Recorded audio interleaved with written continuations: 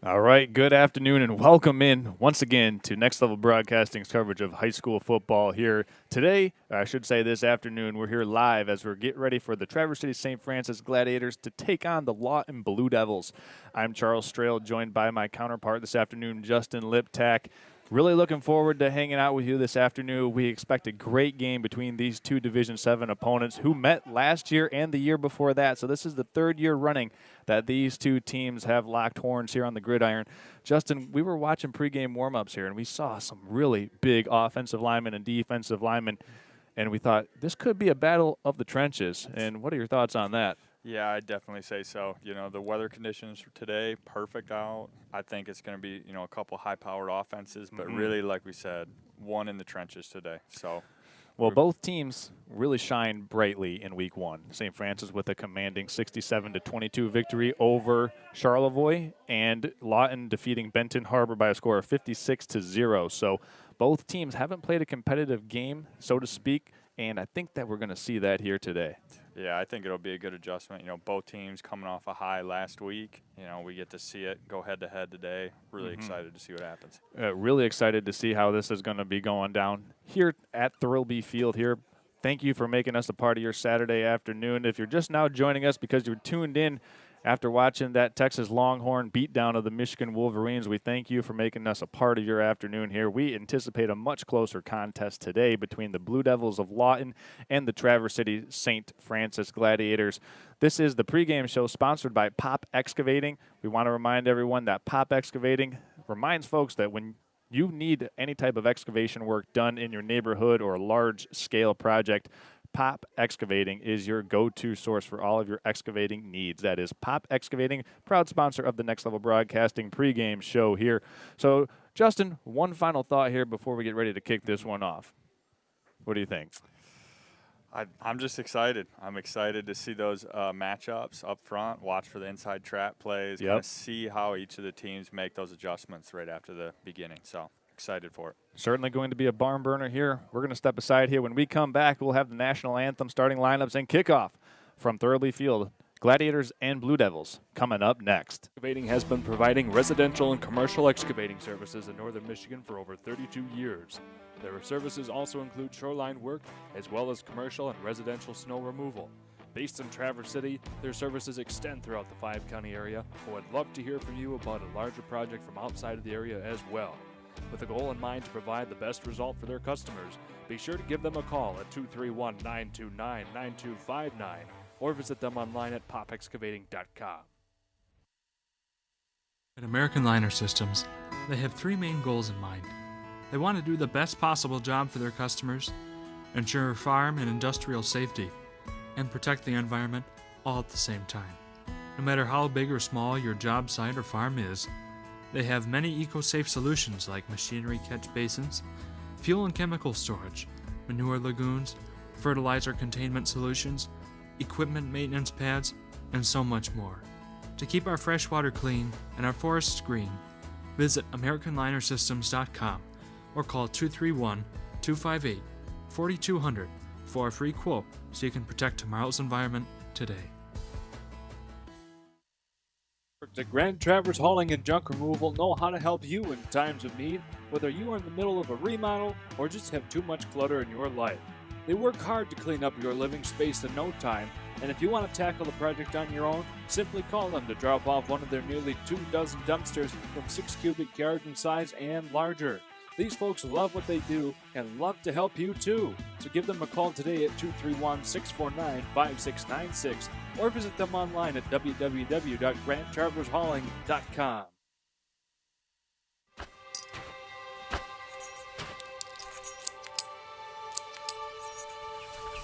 Collar Clinic, providing peace of mind and local customer service with the latest GPS collars, bark collars, e-collars, beeper collars, accessories, and replacement parts, protecting your dog's safety and giving you the confidence that you'll be hunting with your dog, not for them. Collar Clinic, your e-collar specialist in northern Michigan for over 35 years. An American Liner Systems. They have 3 main goals in mind. They want to do the best possible job for their customers, ensure farm and industrial safety, and protect the environment all at the same time. No matter how big or small your job site or farm is, they work hard to clean up your living space in no time, and if you want to tackle the project on your own, simply call them to drop off one of their nearly 24 dumpsters from 6 cubic yards in size and larger. These folks love what they do and love to help you too. So give them a call today at 231-649-5696 or visit them online at www.grandtravershauling.com. All right, good afternoon and welcome in once again to Next Level Broadcasting's coverage of high school football here today. Outdoors? Do you like action, being part of a team, and big machines? At Team Elmer's, we're not just building roads and infrastructure, we're building dreams and communities. And as a 100% employee-owned company, we value every employee owner with a commitment to excellence and a culture where everything we do it with heart. Every day brings new opportunities for adventure. Apply now at teamelmers.com/careers and to be part of something extraordinary. All right, here we are. Welcome back in Thurlby Field. Gladiators and Blue Devils about ready to get going. But first, we're going to take a moment and honor our country with our singing of the national anthem.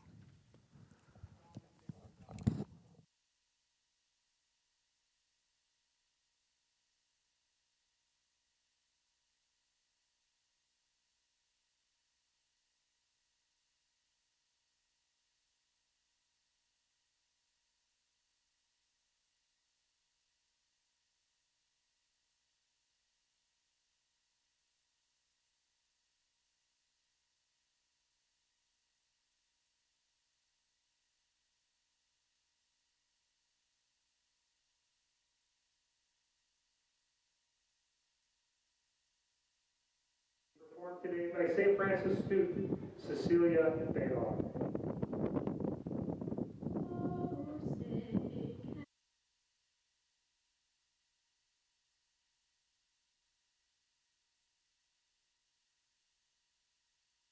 So proudly we hailed at the twilight's last gleaming, whose broad stripes and bright stars through the perilous fight o'er the ramparts we watched were so gallantly streaming, and the rockets' red glare, the bombs bursting in air, gave proof through the night that our flag was still there.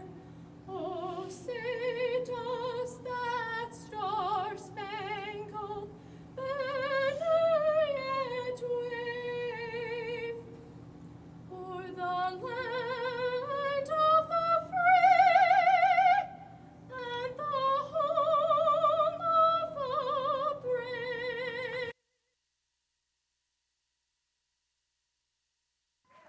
All right, what a great rendition of the national anthem there. Charles Strail and Justin Liptak here up in the press box, getting you all set for this one between the Lawton Blue Devils and the Traverse City St. Francis Gladiators. We're going to go ahead and go through the Gladiator starting lineups here. First on offense, it will be Isaac Kerr at tight end, Ben Eckler left tackle, Ben DeCarlos at left guard, Bo Bellinger up the middle at center, Zach Winowicki at right guard, and Warren Asher at right tackle. Matthew Kane will be coming in line at tight end.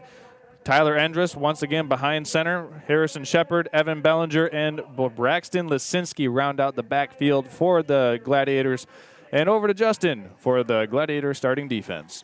All right, up front on the Gladiators defense, at DN we got Sam Wildfong, D tackle Warren Asher, nose guard Joe Detloff, defensive tackle Luke Gorman, D end Matthew Kane, back in the linebackers Matthew Rylson, Michael Friedwig, and Jack Gruber. In the secondary we got Braxton Lisinski, Harrison Shepard, and Cam Sellers.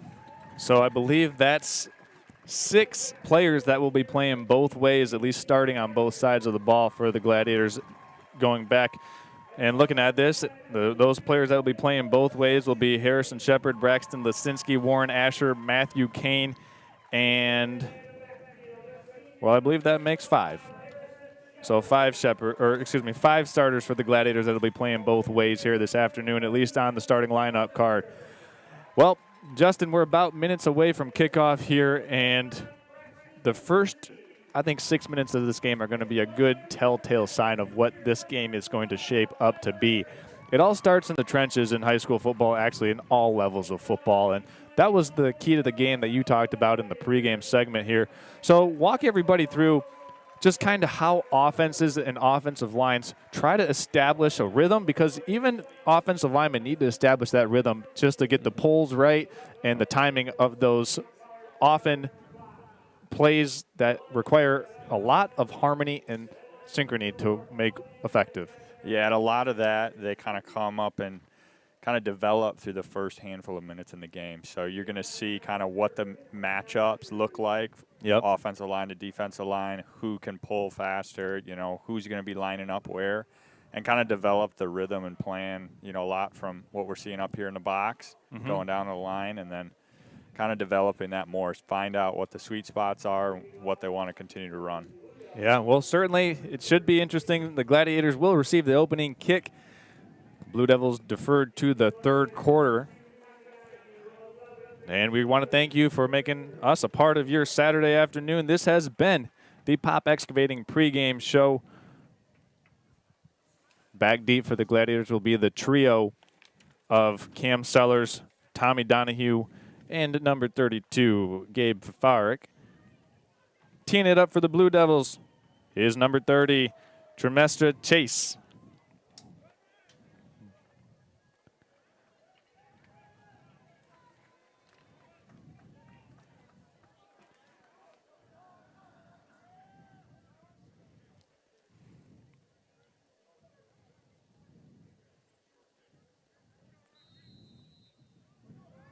Whistles away, Chase approaches, and here we go. It's a squib kick that's going to bounce and be fielded at the 24-yard line by the Gladiators. Picking it up there for the Glads was Jack Gruber, and Gruber makes it out to the Gladiator 35-yard line, a 6-yard return. All right. Excuse me, that was Michael Frederick who on the return there for the Gladiators. Got a little bit of chippiness to start the game off with. Yeah, you saw that there. Yeah. A couple of guys just saying hello. Yeah, energy's high right now. That's for sure.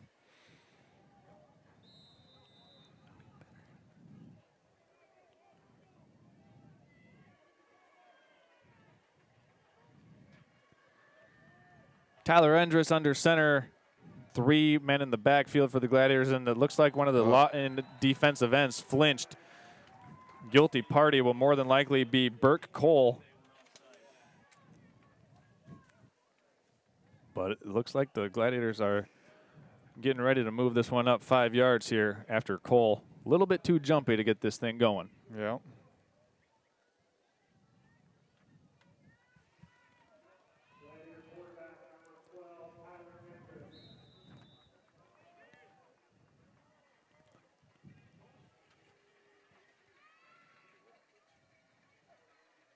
Andrews under center once again. He's going to hand and keeping it, running around the left guard is Lesinski.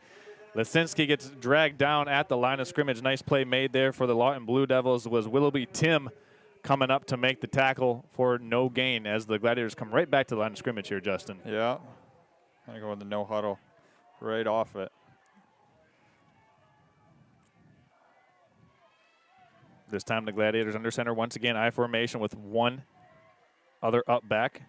Here's the handoff to Lesinski again, and he barely makes his way back to the same line of scrimmage. Tackle made by Burke Cole, and we've got a flag that came in late there, Justin. Yeah, not sure what happened there. Something kind of in the middle there. We'll see. Lawton's defensive line getting good penetration on some of those trap plays already.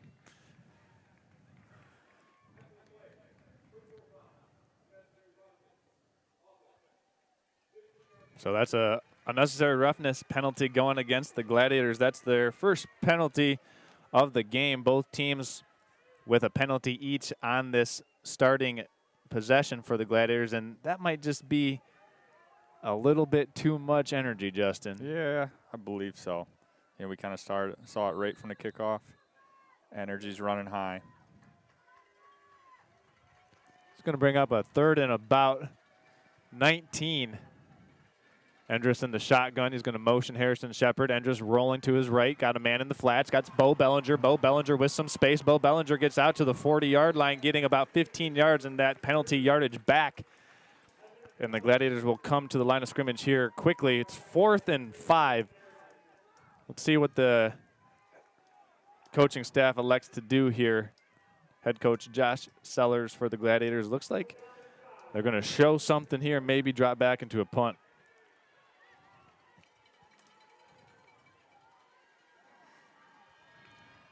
I'm thinking hard count here, Justin. Yeah, that's what I was just about to say. We saw it already happen once. They're going to snap it, hand off to Sellers. Burke in the backfield, and Sellers is going nowhere. Good pursuit by the Blue Devil defense. And the man that blew that thing up was Burke Cole from his defensive line position. And the Blue Devils force a huge turnover on downs on the Gladiator opening possession. Yeah, that was huge. Burke Cole got right back in the backfield, kind of past the guy that was trying to contain the end right there. So was able to blow that one up.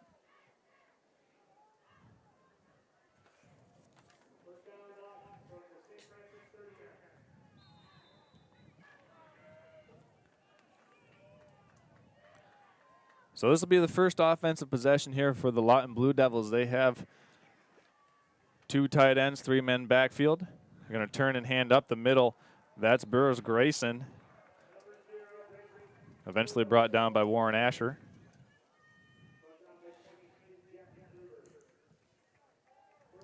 Actually, that was Jack Gruber on the tackle. Gain of 2 yards on 1st and 10 for Lawton. Going to see a lot of 2 tight end action today, Justin. Yeah, real tight. Turn and hand off to Mitchell Caden. And Caden gets about another 2 yards on the 2nd down carry. What are you seeing in terms of trench play right now, Justin?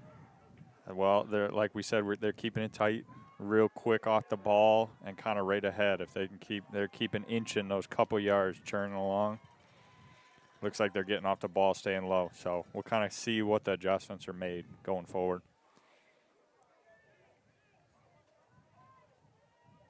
And St. Francis playing with 5 down defensive linemen, so making a little adjustment last week. They had 4 down. Actually, the 3 down, 2 stand-up ends. There's a handoff up the middle. That's Matthews Owen. And Owen is brought down after a gain of 1 yard. Nice play made by Harrison Shepard and the rest of that Gladiator secondary to bring Owen down after a marginal gain. Yeah, and we're seeing kind of right up front, the Glads are doing some shifting on the defensive line. So moving around, kind of, I think, getting some different looks, seeing what their offensive line does adjustment-wise. So we saw St. Francis line up and go for it on 4th and 5. Now the Blue Devils will be lining up and going for it on 4th and about 4.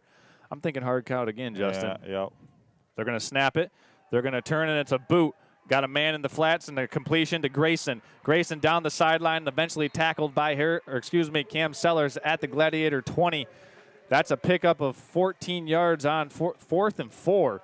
Nice play call there for the Blue Devils.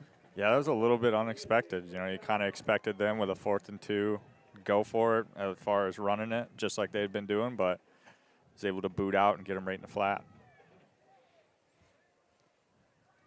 Here's 1st and 10 from the 21-yard line. Brady under center is going to turn and hand, and that was Burroughs Grayson, and he's got about 2 yards on that 1st down carry.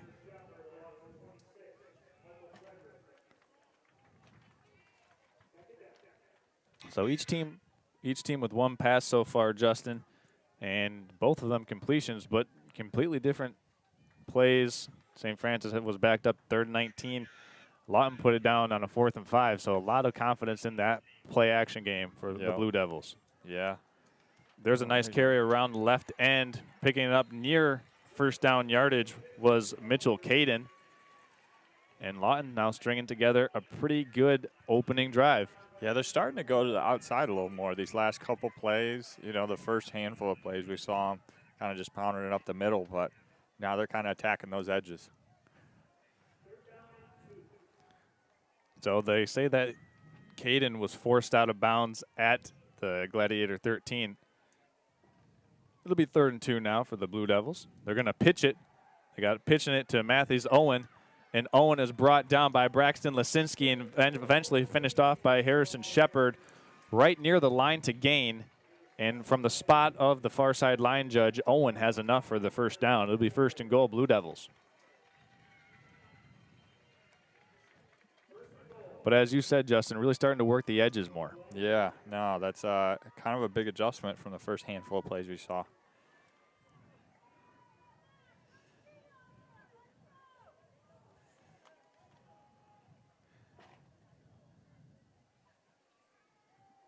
There's a handoff up the middle to Mitchell Caden, and Caden gets down to about the Gladiator 7.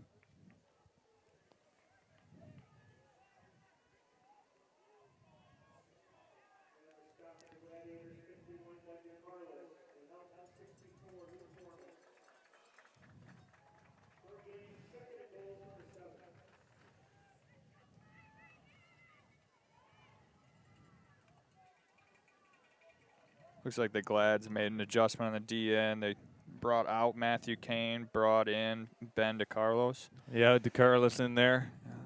There's a boot. Oh. Keeping it is Brady. Brady is eventually brought down by Ben DeCarlos. And DeCarlos staying home at that defensive end position, playing his position well, respecting the run, but also being able to play the boot like he just did. Yep. Tried to hide it a little bit, put it on the back leg, on the back hip. Good containment, though. Blue Devils currently ranked number 9 in Division 7. It's 3rd and goal. Here's another boot. They're going to flood the flats. Got a completion out wide. That's Grayson, and Grayson's in for a Blue Devil touchdown. That's going to go in the books as a 7-yard touchdown pass from Burke Cole to Burroughs Grayson. And the Blue Devils are on top here early, 6-0. Yeah, and we saw that exact same boot pass earlier when they were looking for that 4th down. They flipped it other side, did the same thing, got the score with it.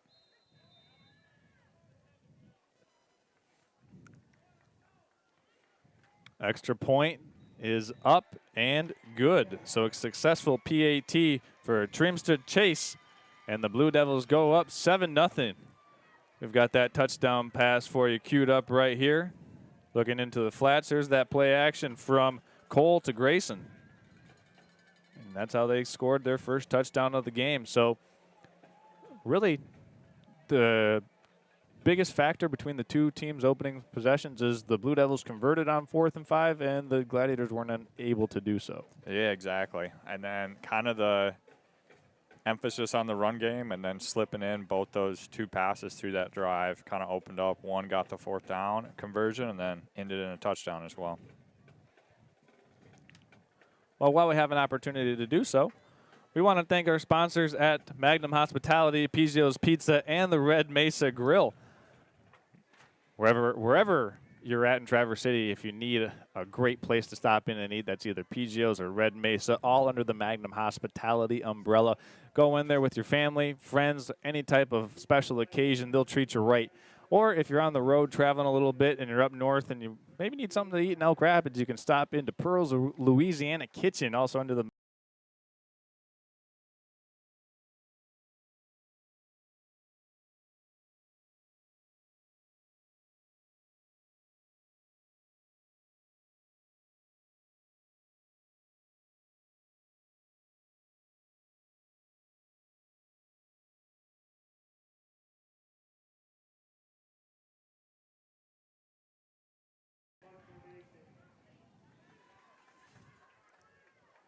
All right, Glads are set to putt. We got number 53, Warren Asher, out back.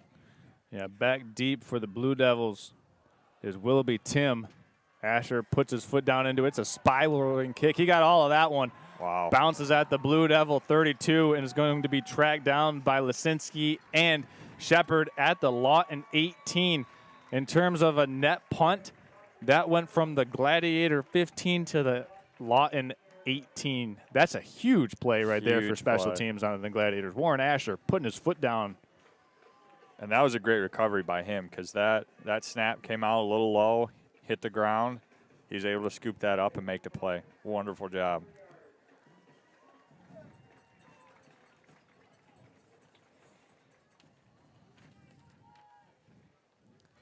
All right, so this will be the second possession for the Lawton Blue Devils here in this opening quarter. Both teams with 2 possessions here in this first quarter. They're going to pitch this one off to the right side. Got some space. Oh, ball's out. Ball's out, recovered by the Blue Devils. Mitchell Caden was the first man down there, but it looked like Jack Gruber was able to punch the ball out there, and that could have been a game-changing play here in the first quarter early, but the Blue Devils got back on it. Yeah, that could have been huge. Clock's going to start. This might be that might be the last play of the first quarter.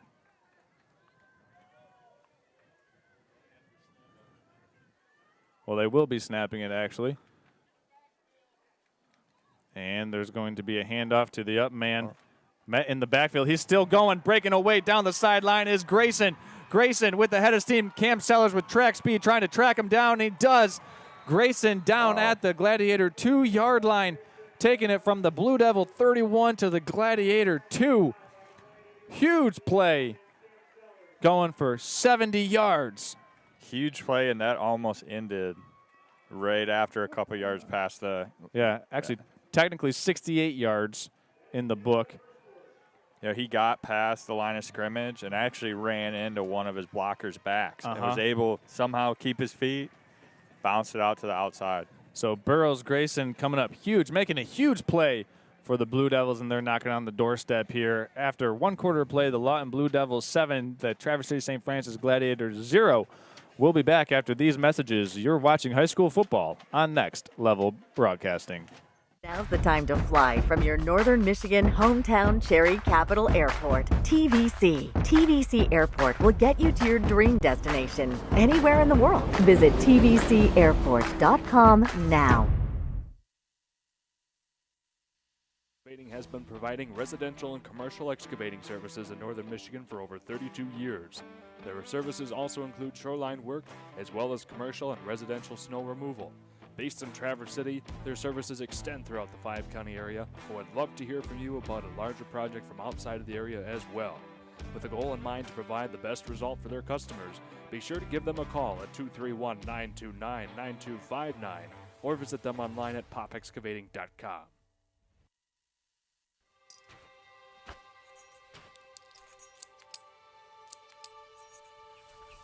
Collar Clinic, providing peace of mind and local customer service with the latest GPS collars, bark collars, e-collars, beeper collars, accessories, and replacement parts, protecting your dog's safety and giving you the confidence that you'll be hunting with. All right, here we are, first and goal for the Blue Devils to start the second quarter. QB sneak. Yeah, QB sneak right up the middle. Did they get enough? And they did. Yeah. That's Brady Quick.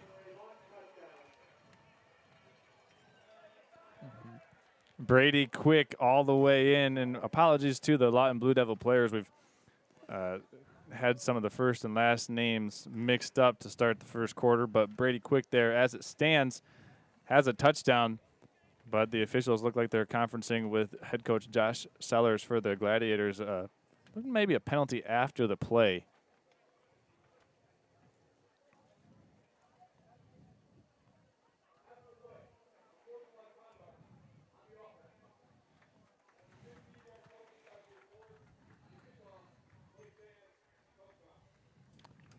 So Brady Quick caps it off for a touchdown for the Blue Devils, but the 15-yard penalty will be enforced on the ensuing kickoff. Lining up for the PAT is Chase Treemstra. He's 1 for 1 so far in the game, and this one's down, up, and away, and it's good. Oh. Right off the scoreboard. Yeah, holder for the – here's a nice name. Holder for Lawton Blue Devils of Rocky Carson. Great name. That's a football name right there, folks. folks. That is a football name. So the Gladiators in a little bit of a deficit here, 14-0, as the Blue Devils have come out and scored on both of their opening possessions. Right now, Justin, what are you seeing out of there that's been the main difference between these two teams? Has it been just Lawton able to make a couple big plays? they've made a couple crucial plays when they've needed them. You know, that 4th down on the first drive, followed by the touchdown, kind of getting those passes out. But really then, this last play that they broke for the long haul there, is able to get through the center, then pop it out to the outside.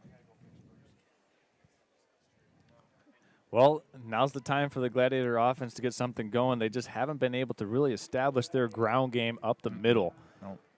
And I think a lot of that's due to, if we look at the up front 3 for Lawton, they're moving, they're shifting a lot, and usually at the last second. So I think it's kind of given the Glad's offensive linemen a little bit of a challenge. We'll see how they adjust and get used to it. Well, what they might need to do here, and sometimes this is the old adage in football, you pass to set up the run. Yep. And if you can hit a couple short completions in the flat on some arrow routes or maybe just some little zone floods, you might be able to move those linebackers back for the Blue Devils. And, well, if you're shifting like that during or on the defensive line, you're probably not going to have too good a pass rush either. Nope, exactly. Streamstra kicks it away. It's going to be fielded at the 32-yard line. Bringing it back for the Gladiators is Gabe Fafarik. He gets out to the 41, so a net 9-yard return for the Glads on that kickoff. This will be the 3rd time we see Tyler Endress and company. By this time in the 2nd quarter, you've kind of settled into the game. This is a big possession right now for the trajectory of this game going forward in the next 3 quarters. Yeah, definitely. They need some momentum going. You know, this is going to be kind of a tone setter.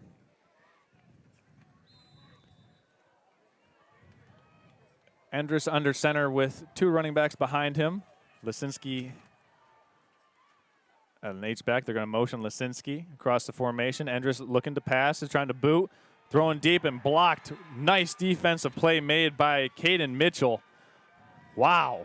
Mitchell got in there quick, and he just came right back from where the pulling guard came from as well. Yep, and you called it. They came off, hey, let's get the pass going. Just was not able to keep the protection up front. And, you know, kind of going back to the kickoff, too, what's interesting, that's the 3rd kickoff that Lawton's done. It's the 3rd time we've seen kind of like a low squib kick. If the Gladiators have any kind of pin and pull run play, they might be able to use that effectively with how quickly these Lawton defensive linemen are following that guard. Yep. Here's 2nd and 10 from the Gladiator 41. Endress is going to turn. There's a triple handoff. Lisinski's got it on the 3rd option, and he picks up about 3 yards on that carry.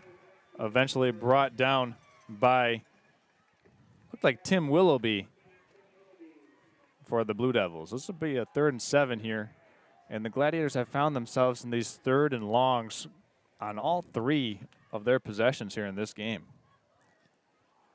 Yep, kind of a tough spot to be in sometimes because it's kind of, you know, you got to go for it, you got to make it. Just as that play ended, Cole Burke limped off the sideline for the Blue Devils. Endress under center, Lisinski in motion. They're going to pitch it to Cam Sellers. Sellers, can he get the corner? He can't. What a great play made by Jack Fletcher, bringing down Cam Sellers in the backfield. Wow. Fletcher stayed at home and had the closing speed and a good angle that Sellers wasn't able to outrun him there, Justin. Yeah, that was an outstanding job just by him to be able to keep the corner there. You know, typically you don't see that, or you get kind of sucked too deep too early, but he's able to contain it. What a play made by Fletcher. Warren Asher getting set to kick it away again. Back deep will be Tim Willoughby for the Lawton Blue Devils. I think he backed up a little bit more this time, knowing how much of a leg he's got. He certainly did. This one's going to be an end-over-end kick that's going to bounce at the 27 and go out at the 26. Flag down on the play, right at the line of scrimmage on the far sideline.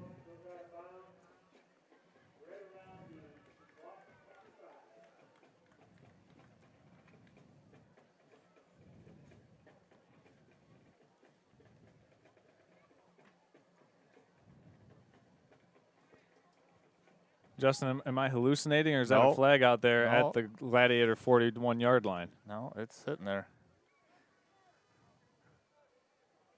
But I don't see any conferencing of these officials. No.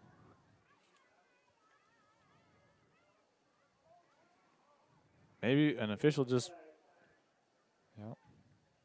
Maybe they just lost their flag. Fell out. It looks like the Lawton players are looking at it, asking them as well. Oh. Oh, yeah. Okay. So it was a penalty against the Gladiators, declined by the Lawton Blue Devils. This will be Lawton's third possession of the game here, Justin. You expect to see a lot of the same? Yeah, I think so. I think that they're kind of going to stick to the inside and then switch it up with some outside runs as well. It really opened this game up when they started running outside. Yeah. This is going to be a handoff up the middle. That's Grayson Burrows, brought down by Harrison Shepard after about a gain of 1 yard.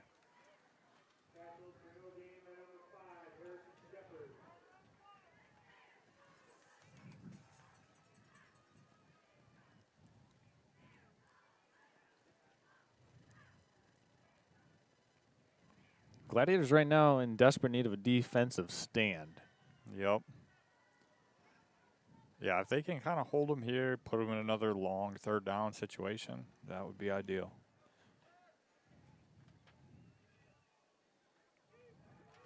There's going to be a keeper, and Brady Quick loses about a half yard on that quarterback keeper. Warren Asher on the tackle for the Gladiators. Yeah, it looks like Matthew Kane kind of held the edge too, which turned him inside, let Asher clean it up. We have noticed so far, though, Lawton has been doing some really good fakes with their runs. Yeah. So we had, the faking running back right there just got tackled. So they're able to kind of move that ball around pretty well. Brady Quick under center, 3 running backs behind him. He's going to drop back to pass, rolling out in the boot. Got a man in the flat, got a completion out to Caden Mitchell. Mitchell being brought down, but not after picking up a Blue Devil first down, eventually tackled by Jack Gruber. And that picks up just about 15 yards for the Blue Devils on 3rd and 9. We've seen that play now a couple times. Yeah. Kind of wait till they need it, just like that again, and they hit it. Boot out, get to the flat. It's a real easy read for Quick. He's either going to keep it and run it if the defensive back comes up, or he's going to throw it out in the flat. And that's what they did right there. Yep. Up the middle it goes. Breaking a couple tackles is Grayson Burrows. Burrows still chugging along as he's out to midfield after a gain of 6 on 1st and 10.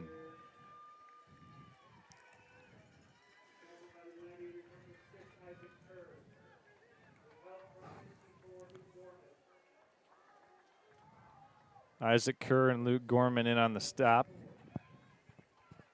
And it looks like the Blue Devils are just totally content to get 4 or 5 yards a time and then lull you to sleep and try to hit you for a big play, as we've seen so far. Yeah, that's kind of been their method right now.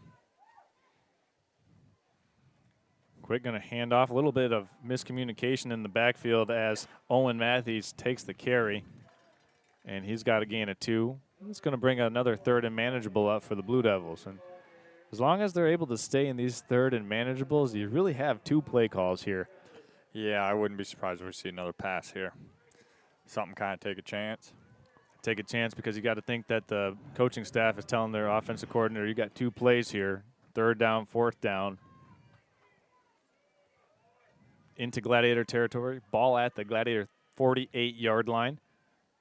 Just under the 7-minute mark here in the second quarter. They're going to pitch this one to Mitchell. Mitchell slips through the defense, and he's got a first down after picking up 6 yards on that 3rd and 2.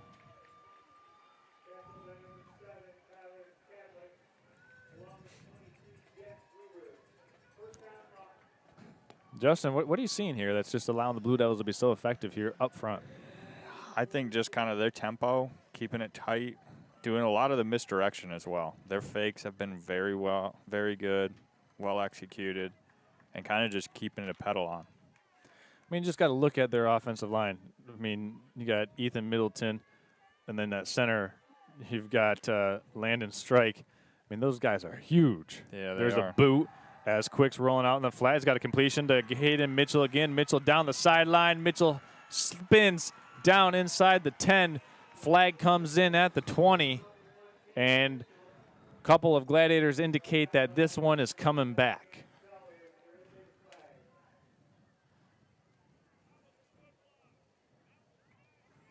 Looks like they're going to get a block in the back. Yeah, and that was that same kind of little boot pass play they've been doing. I think part of that problem is, too, is they really disguise it well, kind of looking like it might be a run or kind of coming at the outside, and they let one guy slip out. It's really impressive how their run fakes look just like their pass fakes. I mean, their run looks and their run fits look just like their boot. Yeah, and that's tough, especially with kind of the secondary for the Glads. It's really hard for them from their perspective to be able to tell. And it gives somebody that looks like they may be coming out to block, all of a sudden slip out for a pass. Just over 6 minutes left. We're about halfway through the second quarter. And the block in the back will move the ball back to the 30-yard line, but a fresh set of downs nonetheless for the Blue Devils. Quick under center. He's going to hand off. Nice play made in the backfield. First Gladiator in there was Luke Gorman. And that's a tackle for loss. So it'll be 2nd and 11 now.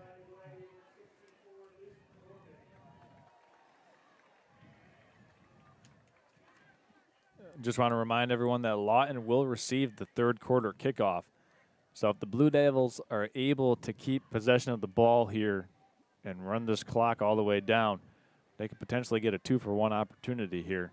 Yeah, time of possession right now is kind of looking like it's on their side advantage-wise.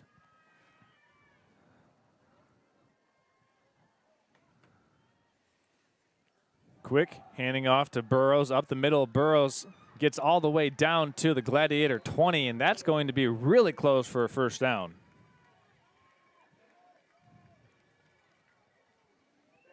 And that's just a straight dive. Straight dive, yep. Had two hands on the ball the whole time, just straight ahead. Yeah, he wasn't trying to make anybody miss. He was just putting his head down, trying to get 11 yards and pick up the first down. Run until you see contact kind of thing. Exactly.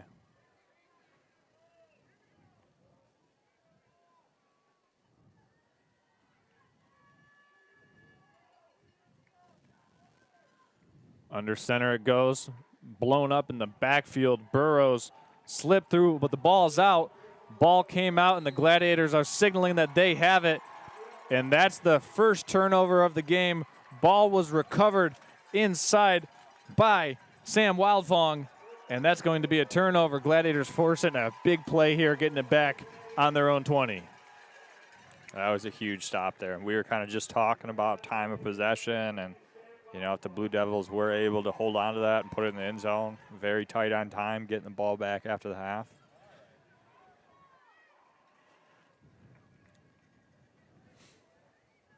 And like you said, Justin, Lawton will receive the third quarter kick. So at the very least, the Gladiators' objective here is to make sure the Lawton Blue Devils don't get the ball back here. Blue Devils showing 6 men at the line of scrimmage. There's a boot out, and it's tipped. Nice play made. Pressure up the middle applied by Caden Mitchell. And the Gladiators had a little screen out there set up if they were able to get that one out, but just not enough time. Mitchell came in from his linebacker position right away and disrupted that play.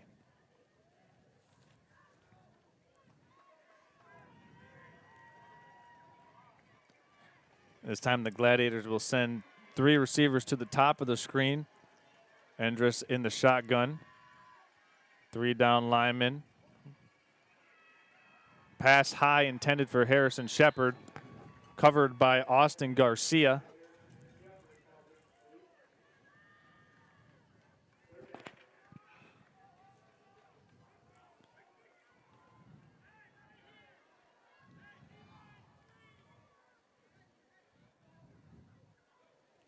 Seems like the Blue Devils have had this St. Francis offense really well scouted. Yeah, no, I agree. Twins to the top and bottom. Endress in the shotgun. He's going to drop back, look to throw. Over the middle, got a completion to Harrison Shepard on 3rd and 10. The Gladiators pick up 16, actually give them 17 yards out to their own 36-yard line. Nice pitch and catch there, Endress to Shepard. Yeah, and that was the first time Endress kind of had enough time to set his feet, make a good pass. It was just well executed. That was just a straight drop back. They didn't pull anybody. Nope. The pulls have been, the Blue Devils have been firing in through those pulls on those boot passes. Endress once again, he's going to hand off up the middle. That's Harrison Shepard picking his way out to the 40-yard line. And maybe that's an adjustment that we see these teams make, Justin. And if you can talk through what we're referencing here, how the Blue Devils have been firing on those play-action passes through the pulling offensive linemen. Yep, so essentially, I think as they were scouting this, the defensive, especially interior defensive tackles, know that, hey, if my guy across from me pulls, you basically grab his hip and you're following him right through. 2nd and a long 5 now. Endress is going to boot again, looking back to pass. Got a man in. Oh, it's intercepted. Intercepted by Austin Garcia. Garcia down the sideline. One man to beat. Garcia is going to be tripped up by maybe his feet. And Garcia is going to return this one 34 yards. And we're now even with turnovers.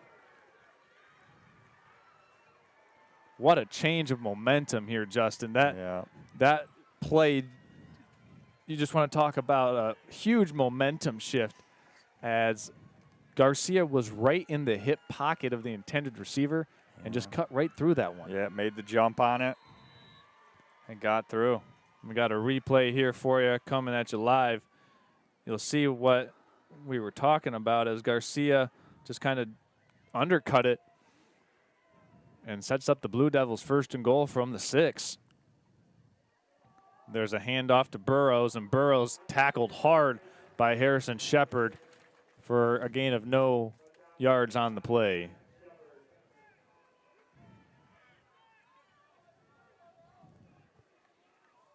So the Blue Devils now working 2nd and goal. Under 3 minutes left to go in the opening half.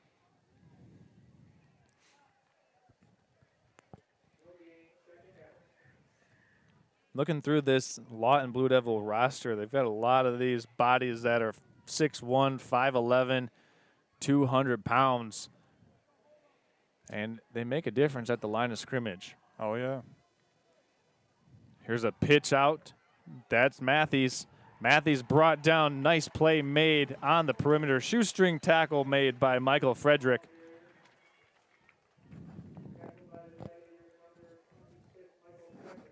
So 3rd down, Gladiators making their bid for a goal line stand here.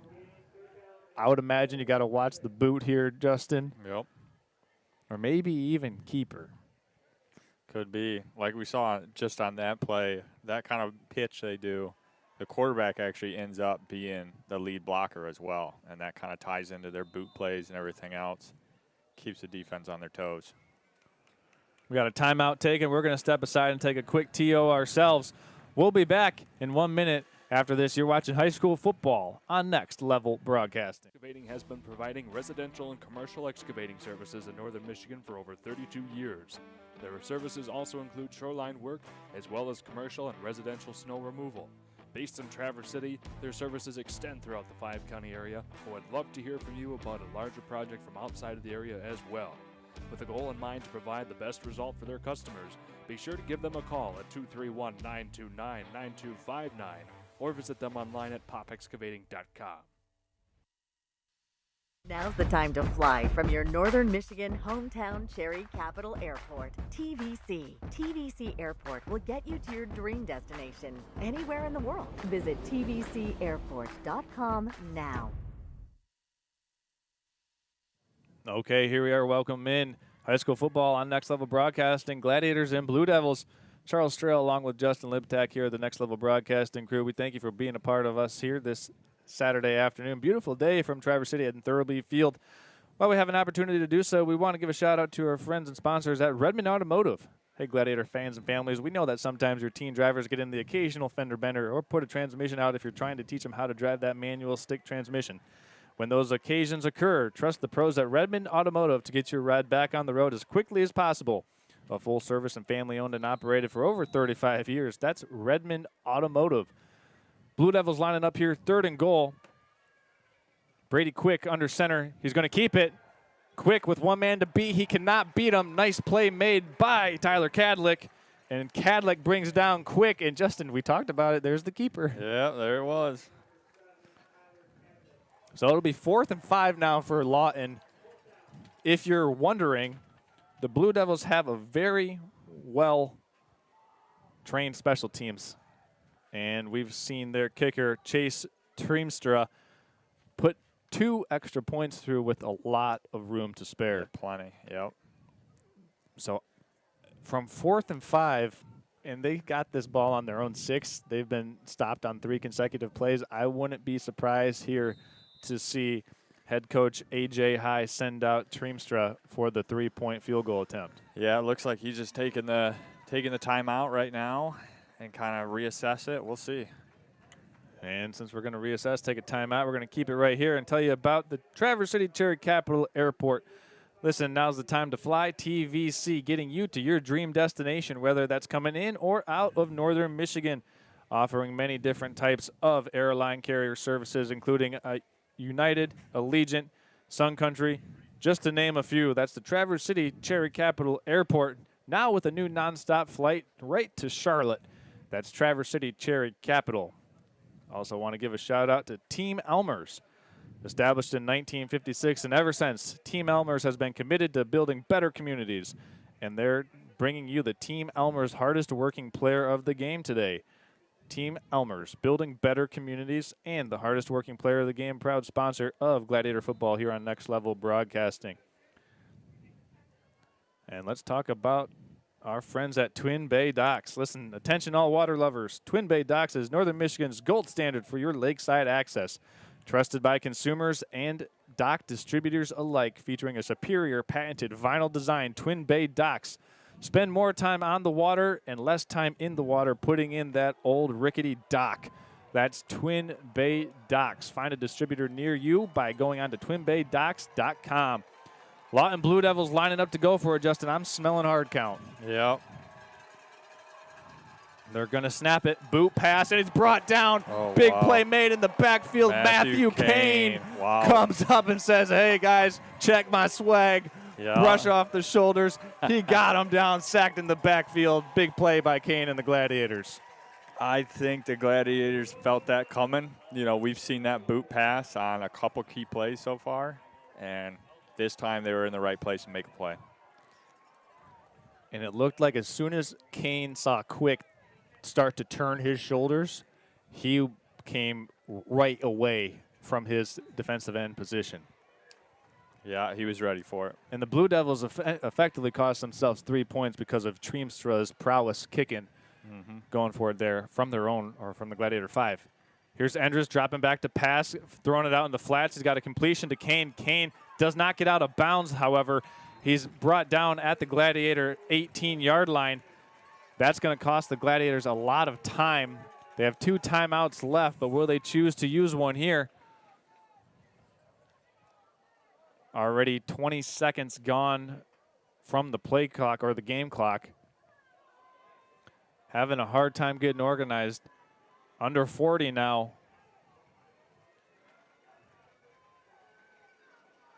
Six men on the line of scrimmage. Cam Sellers is going to work along the perimeter, and he's going to be brought down. Great job of stringing that play out by Jack Fletcher and the rest of that Lawton defense on the edge. And the clock's still ticking right now. Yes, it is. That might be the last snap of the first half, as it looks like the Gladiators are willing to take this one into halftime. Remind everyone coming up that don't go anywhere. We've got the American Liner Systems halftime show coming up after 2 quarters of play. The Lawton Blue Devils 14, the Traverse City St. Francis Gladiators 0. during the American Liner Systems halftime show. We'll break down the first half, tell you what happened if you're just now joining us, and also provide some analysis of what we think we might see some more of or see something new in the second half. Don't go anywhere, folks. You're watching high school football on Next Level Broadcasting, simulcast on nextlevelbroadcasting.net and YouTube on Next Level Broadcasting. We'll be back after these messages. At American Liner Systems, they have three main goals in mind. They want to do the best possible job for their customers, ensure farm and industrial safety, and protect the environment all at the same time. No matter how big or small your job site or farm is, they have many eco-safe solutions like machinery catch basins, fuel and chemical storage, manure lagoons, fertilizer containment solutions, equipment maintenance pads, and so much more. To keep our fresh water clean and our forests green, visit AmericanLinerSystems.com or call 231-258-4200 for a free quote so you can protect tomorrow's environment today. The Grand Traverse Hauling and Junk Removal know how to help you in times of need, whether you are in the middle of a remodel or just have too much clutter in your life. They work hard to clean up your living space in no time, and if you want to tackle the project on your own, simply call them to drop off one of their nearly 24 dumpsters from 6 cubic yards in size and larger. These folks love what they do and love to help you too. So give them a call today at 231-649-5696 or visit them online at www.grandtravershauling.com. Twin Bay Dock's exclusive diamond pattern is stylish to complement your waterfront property. It's quality built to last a lifetime. Engineered to be stronger, our non-skid surface stays cool to the touch, and we offer a full line of dock accessories, including kayak and supboard racks. To see all we have to offer, visit our website to find a dealer near you. Twin Bay Docks, simply exceptional quality.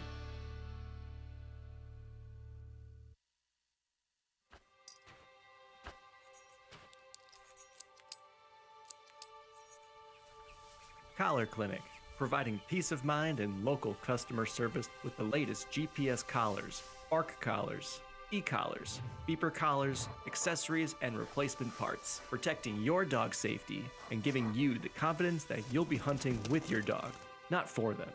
Collar Clinic, your e-collar specialist in Northern Michigan for over 35 years.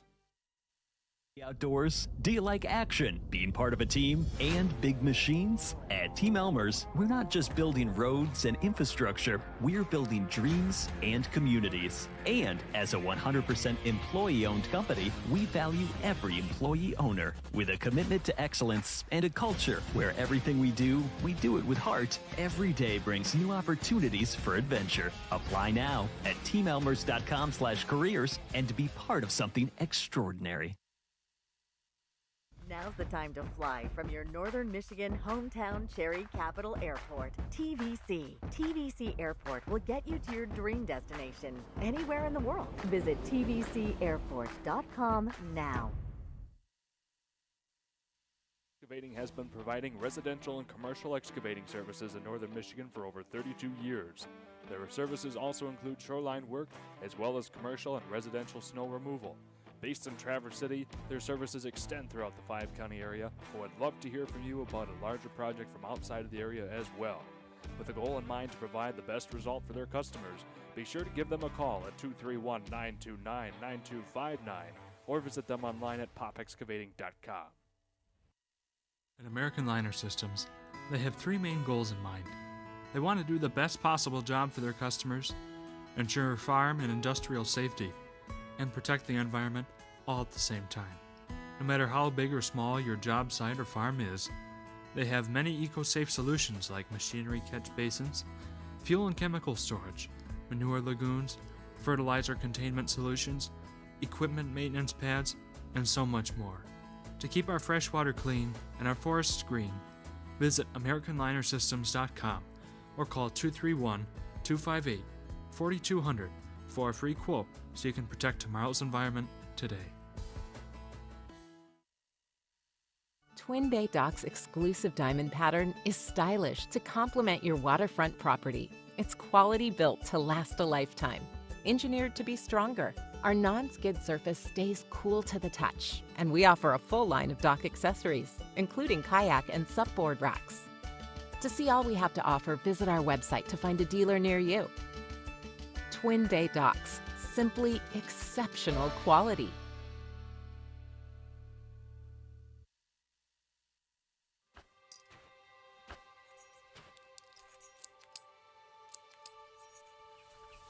Collar Clinic, providing peace of mind and local customer service with the latest GPS collars, bark collars, e-collars, beeper collars, accessories, and replacement parts, protecting your dog's safety and giving you the confidence that you'll be hunting with your dog, not for them. Collar Clinic, your e-collar specialist in Northern Michigan for over 35 years.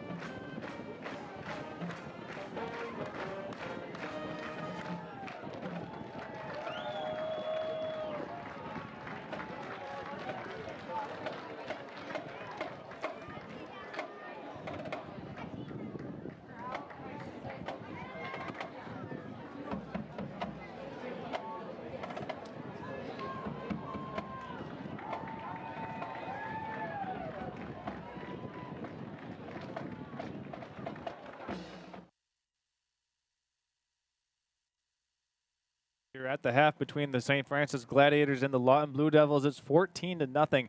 Charles Trail along with my counterpart here, Justin Liptak, in the press box. And Justin, we want to talk about some key plays that happened in that first half. First of all, let's talk about the 68-yard run that Grayson Burrows for the Lawton Blue Devils that set them up first and goal for their second touchdown. Yeah, you know, what was crazy about that play was he was pretty much almost stopped right at the line, ran into the back end of his own man, his own blocker, and then was able to kind of bounce it out to the outside and got away in that secondary.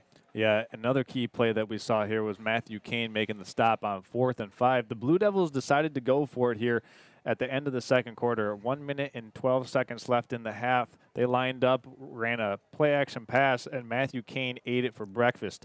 And that was a very, very important sequence because Lawton, with their kicker Treemstra, basically had 3 points in the back pocket and effectively erased 3 points off the board for the Blue Devils was that sack by Matthew Kane. So that was a huge play for the Gladiators. And, well, we've got that one queued up. We're going to bring that instant replay up for you, that Matthew Kane sack in the backfield. Check that one out because we're going to make that one our Team Elmer's hardest working player, first half play of the game.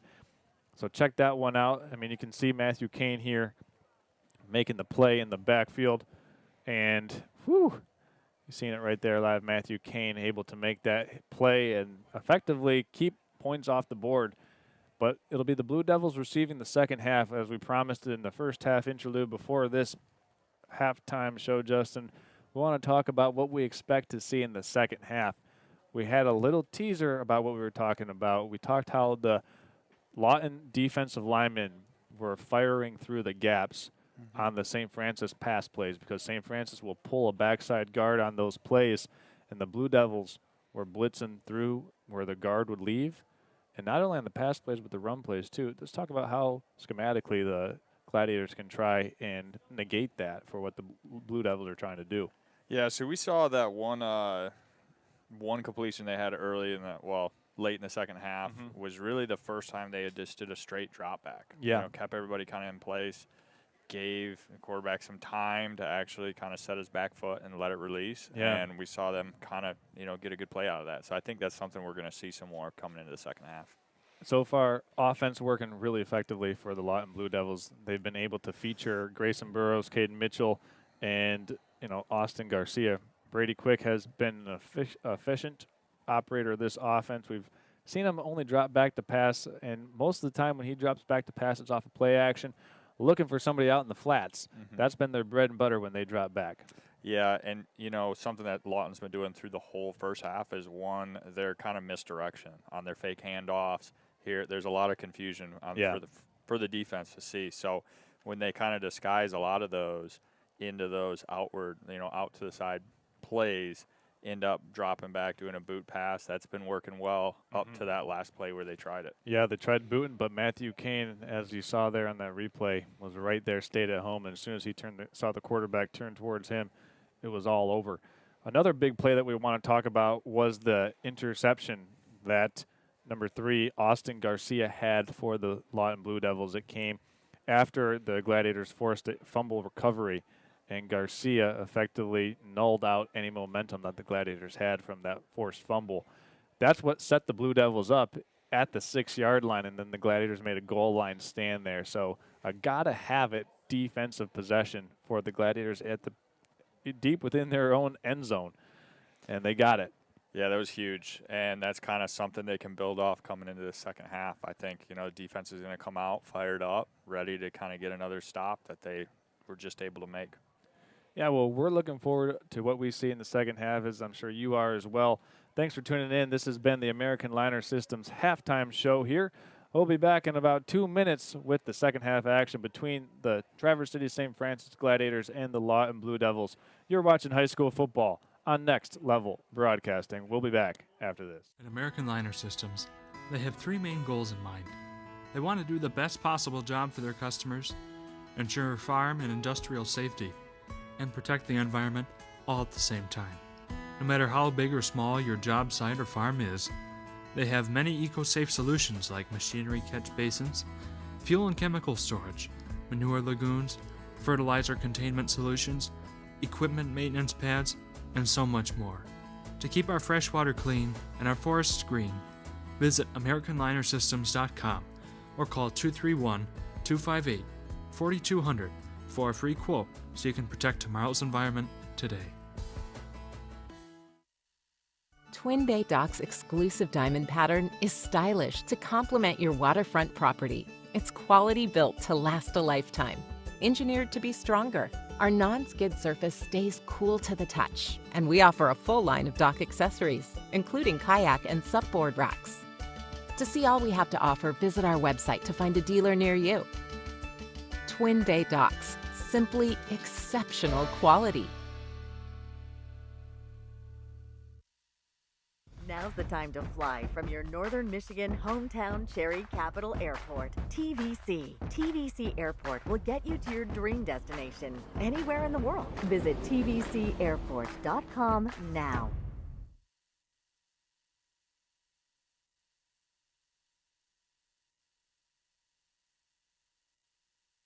Outdoors? Do you like action, being part of a team, and big machines? At Team Elmer's, we're not just building roads and infrastructure, we're building dreams and communities. And as a 100% employee-owned company, we value every employee owner with a commitment to excellence and a culture where everything we do it with heart. Every day brings new opportunities for adventure. Apply now at teamelmers.com/careers and to be part of something extraordinary.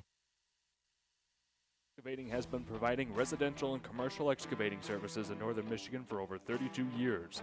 Their services also include shoreline work as well as commercial and residential snow removal. Based in Traverse City, their services extend throughout the 5-county area, but would love to hear from you about a larger project from outside of the area as well. With a goal in mind to provide the best result for their customers, be sure to give them a call at 231-929-9259 or visit them online at popexcavating.com.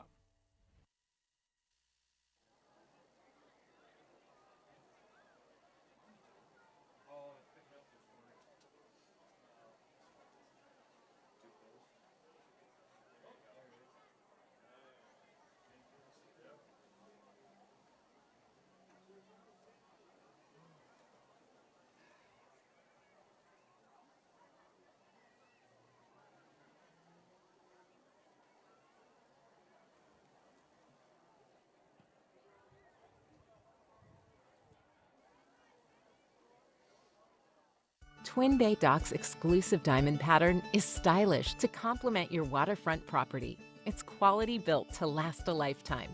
Engineered to be stronger, our non-skid surface stays cool to the touch, and we offer a full line of dock accessories, including kayak and supboard racks. To see all we have to offer, visit our website to find a dealer near you. Twin Bay Docks, simply exceptional quality. Now's the time to fly from your northern Michigan hometown Cherry Capital Airport. TVC. TVC Airport will get you to your dream destination anywhere in the world. Visit tvcairport.com now. At American Liner Systems, they have 3 main goals in mind. They want to do the best possible job for their customers, ensure farm and industrial safety, and protect the environment all at the same time. No matter how big or small your job site or farm is, they have many eco-safe solutions like machinery catch basins, fuel and chemical storage, manure lagoons, fertilizer containment solutions, equipment maintenance pads, and so much more. To keep our freshwater clean and our forests green, visit AmericanLinerSystems.com or call 231-258-4200 for a free quote so you can protect tomorrow's environment today. Outdoors? Do you like action, being part of a team, and big machines? At Team Elmer's, we're not just building roads and infrastructure, we're building dreams and communities. And as a 100% employee-owned company, we value every employee owner with a commitment to excellence and a culture where everything we do it with heart. Every day brings new opportunities for adventure. Apply now at teamelmers.com/careers and to be part of something extraordinary.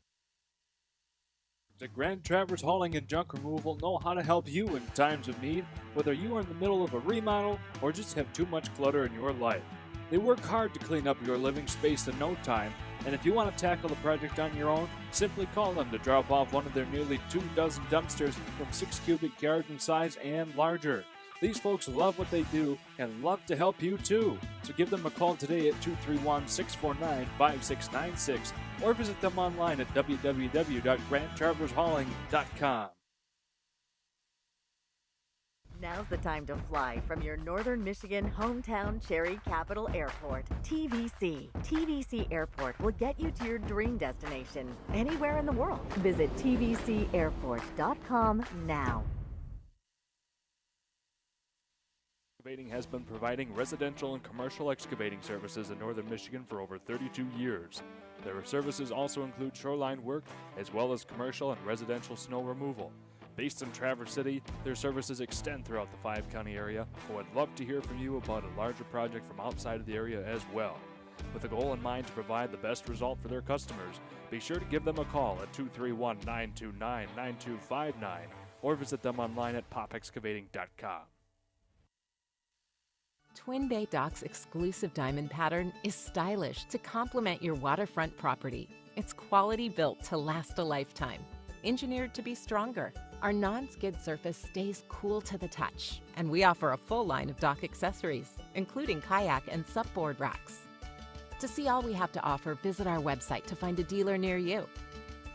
Twin Bay Docks, simply exceptional quality. At Grand Traverse Hauling and Junk Removal know how to help you in times of need, whether you are in the middle of a remodel or just have too much clutter in your life. They work hard to clean up your living space in no time, and if you want to tackle the project on your own, simply call them to drop off one of their nearly 24 dumpsters from 6 cubic yards in size and larger. These folks love what they do and love to help you too. So give them a call today at 231-649-5696 or visit them online at www.grandtravershauling.com.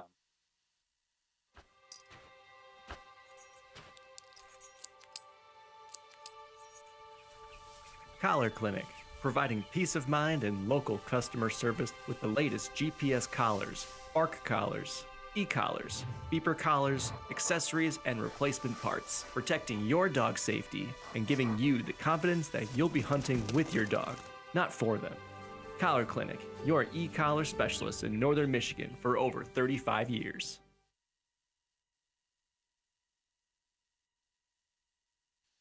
We are welcome back in. This is the American Liner Systems halftime show here.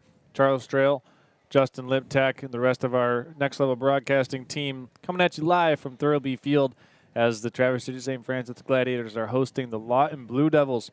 14-0 the halftime score as the Blue Devils jumped out to an early lead.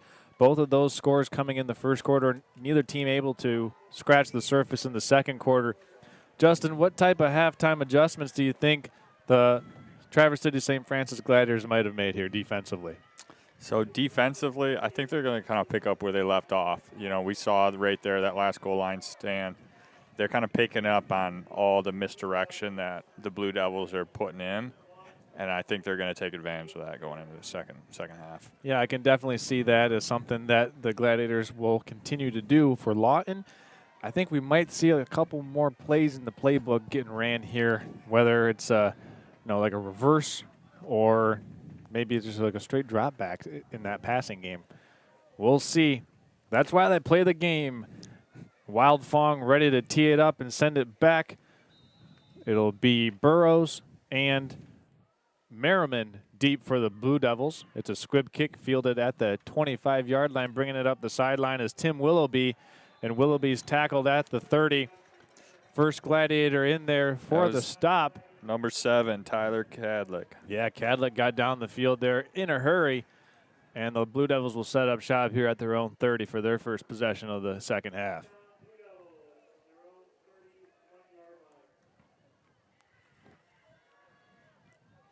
So first look for the St. Francis defense, and Justin, the adjustment that you alluded to, they kind of had to make before halftime, which is when they were backed up deep within their own confines and had that goal line stand. Let's see what the Lawton offense has in store as they get ready to snap it here. First play from scrimmage of the third quarter. Brady Quick under center. There's a straight dive to Grayson Burrows. Gets about 2.5 yards on 1st and 10. Tackle made in there by Matthew Rylson and a couple other Gladiators cleaning up. One thing that the Lawton Blue Devils haven't done, Justin, they haven't put themselves behind the chains. Talk about how, from an offensive perspective, when you don't put yourself in these bad positions, you're able to run almost any play. Yeah, if you're not going backwards, the only way you got is going forward. So kind of gives you some advantage. Quick's going to pitch this one. Oh. Big time play in the backfield. Coming through the gap was number 26, Michael Frederick. And Frederick brings down Burrows for a tackle for loss. That was quick reaction time there for Frederick. Yeah, that was huge. He saw it right away and hit the hole hard. It's a great play. That's a 2-yard loss on 2nd and 7. It's going to bring up 3rd and 9. You know, one of the other things we've talked about the trenches, the offensive, defensive lines. Yep. Part of that with how Lawton runs their offense so tight, low, quick, it's hard for our, the Gladiators linebackers to kind of see what's going on. So I think them staying in tune, now getting a little bit adjusted since the first half, they'll be able to pick up on stuff just like we saw. Quick under center, and we've got a flag from the back judge coming in. This is in the area of a false start. Actually, we got a delay of game called against the Blue Devils. So that's going to back them up. It'll be 3rd and 14. And, the announcer's curse might have just struck the Blue Devils there. We talked about how they weren't putting themselves in long down and distances. And here they are with a 3rd and 14 after the infliction of that 5-yard delay of game penalty. Yeah, that one might be on us. Yeah, man. Basketball's the worst sport for those announcer curses. Yeah. At the free throw line, you can always get a miss. While we have an opportunity to do so, we want to thank our friends at BC Pizza. BC Pizza offering handmade hometown gourmet pizza to everyone who's looking for a special bite to eat. That's BC Pizza in Traverse City. Another sponsor, another proud sponsor of Gladiator football here on Next Level Broadcasting. So if you are in the mood for a little bite to eat as you're settling in watching this Gladiator versus Blue Devil football game here, it's about 5:20 Eastern time. Call in something from BC Pizza, and you won't regret it. This is a big play on the opening possession for the Blue Devils to start the 3rd quarter. 3rd and 14 after that 5-yard penalty was enforced. We see a shotgun formation now. 2 receivers to the bottom of the screen. Gabe Quick flanked by Caden Mitchell in the shotgun. He's going to roll to the left, pressured, and Quick scrambling. Quick going to be brought down at the 25-yard line. Warren Asher in there first for the Gladiators, and that's going to be the first 3 and out of the game for the Blue Devils. Yeah, and we saw right there the real kind of pinpoint of that play was Matthew Kane coming up, setting that edge. Did not allow the quarterback time to actually set or throw the ball, and turned it back in and let the rest of the guys clean it up.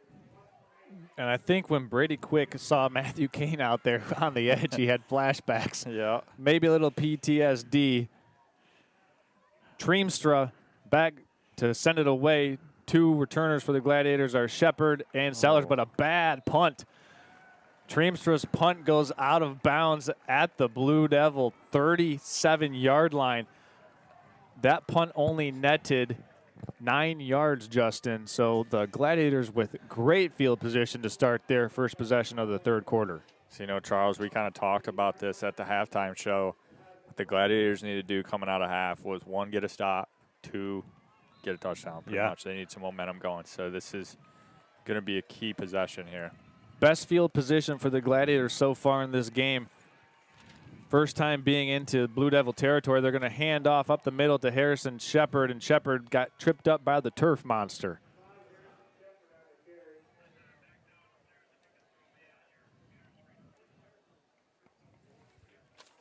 So it'll be 2nd and 10 as the Gladiators replay.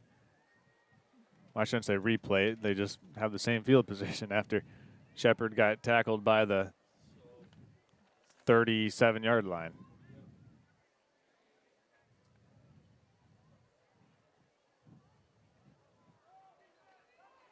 Gladiators break the huddle. We've got Lisinski with 2 running backs to his right. And we've got a timeout taken by the Gladiator sideline. They were having a hard time getting organized there coming out of the huddle.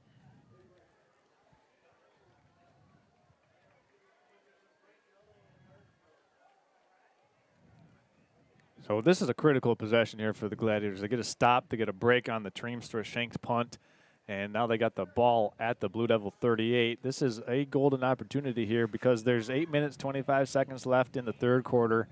You got to figure that even though the Blue Devils specialize in a ground and pound attack, there's probably 2, maybe 3 more possessions left in this game for the Gladiator offense. Yeah, and, you know, like we said, this one's a key one. You know, we get some momentum rolling here, and then, you know, the defense now got a big stop so far, you know, kind of 2 or 8 in a row. So they got some confidence going into another possession. So this will be a key possession here.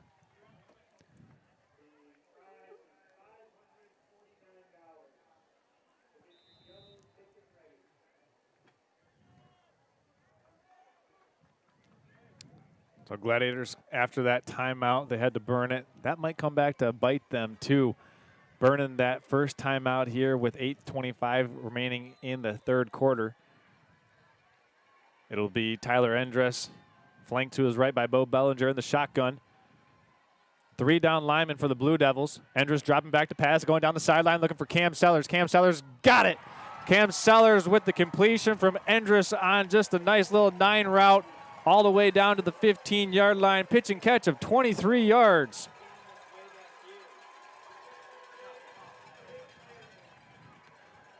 Single coverage, that's how you draw it up to beat single coverage, Justin. Yep, and he had the time. They gave him the time to step back, set his back foot, and really get a good pass in there. Endress with 3 backs behind him is going to turn and hand to Cam Sellers. Cam Sellers got to bounce it out. He's going to cut it back. Sellers up the middle. Sellers in for 6. Wow. In from 15 yards. Sellers puts the Gladiators on the board and finds pay dirt. That play looked like there was nothing there until he found that cutback lane. You know, that looked like a lot of the plays we saw earlier in the first half where Lawton was keeping a good edge, but Sellers was able to kind of step up there, recognize it, and make a good cut. We got the replay here coming up. We got it queued of that 23-yard pitch and catch from Tyler Endress to Cam Sellers. We'll show that after this point attempt.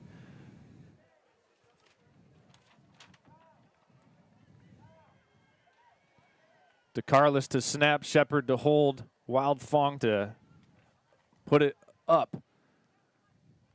Snap's good, kick is up, kick is no good. So no good on the 2-point attempt, but the Gladiators put 6 on the board. Here's the pitch and catch from Tyler Endress to Cam Sellers that got him down to the end zone or set him up at the goal line.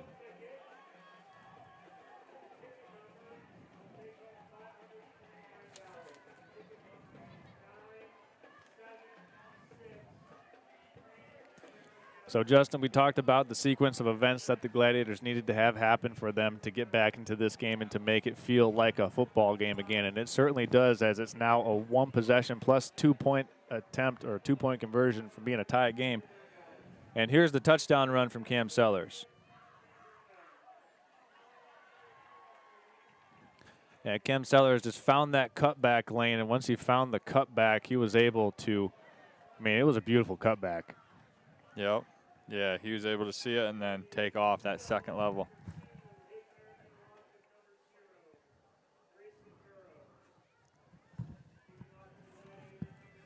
All right, so for Lawton, we got Grayson Burrows, Caden Mitchell back deep. Wild Fong set up again to send this kick on the way. You feel the momentum now shifting to this Gladiator sideline as Wild Fong's going to tee this one up. It's a high end-over-end kick, fielded at the 9-yard line. Bringing it back out for the Lawton Blue Devils was number 2, Hayden Merriman. And the Blue Devils will be setting up shop here at their own, I believe, the 23-yard or 25-yard line.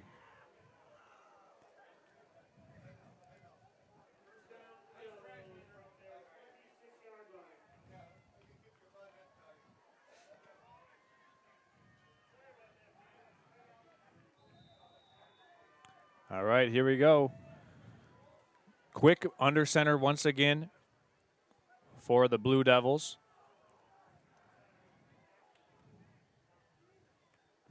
They're going to turn and hand off. Oh, nice stick made by Harrison Shepard, bringing down Grayson Burrows. Actually, that was Warren Asher at the bottom of the pile.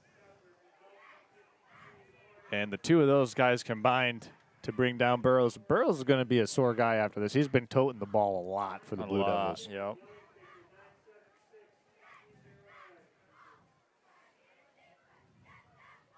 Gladiators showing that 3 down defensive linemen, 2 stand-up ends.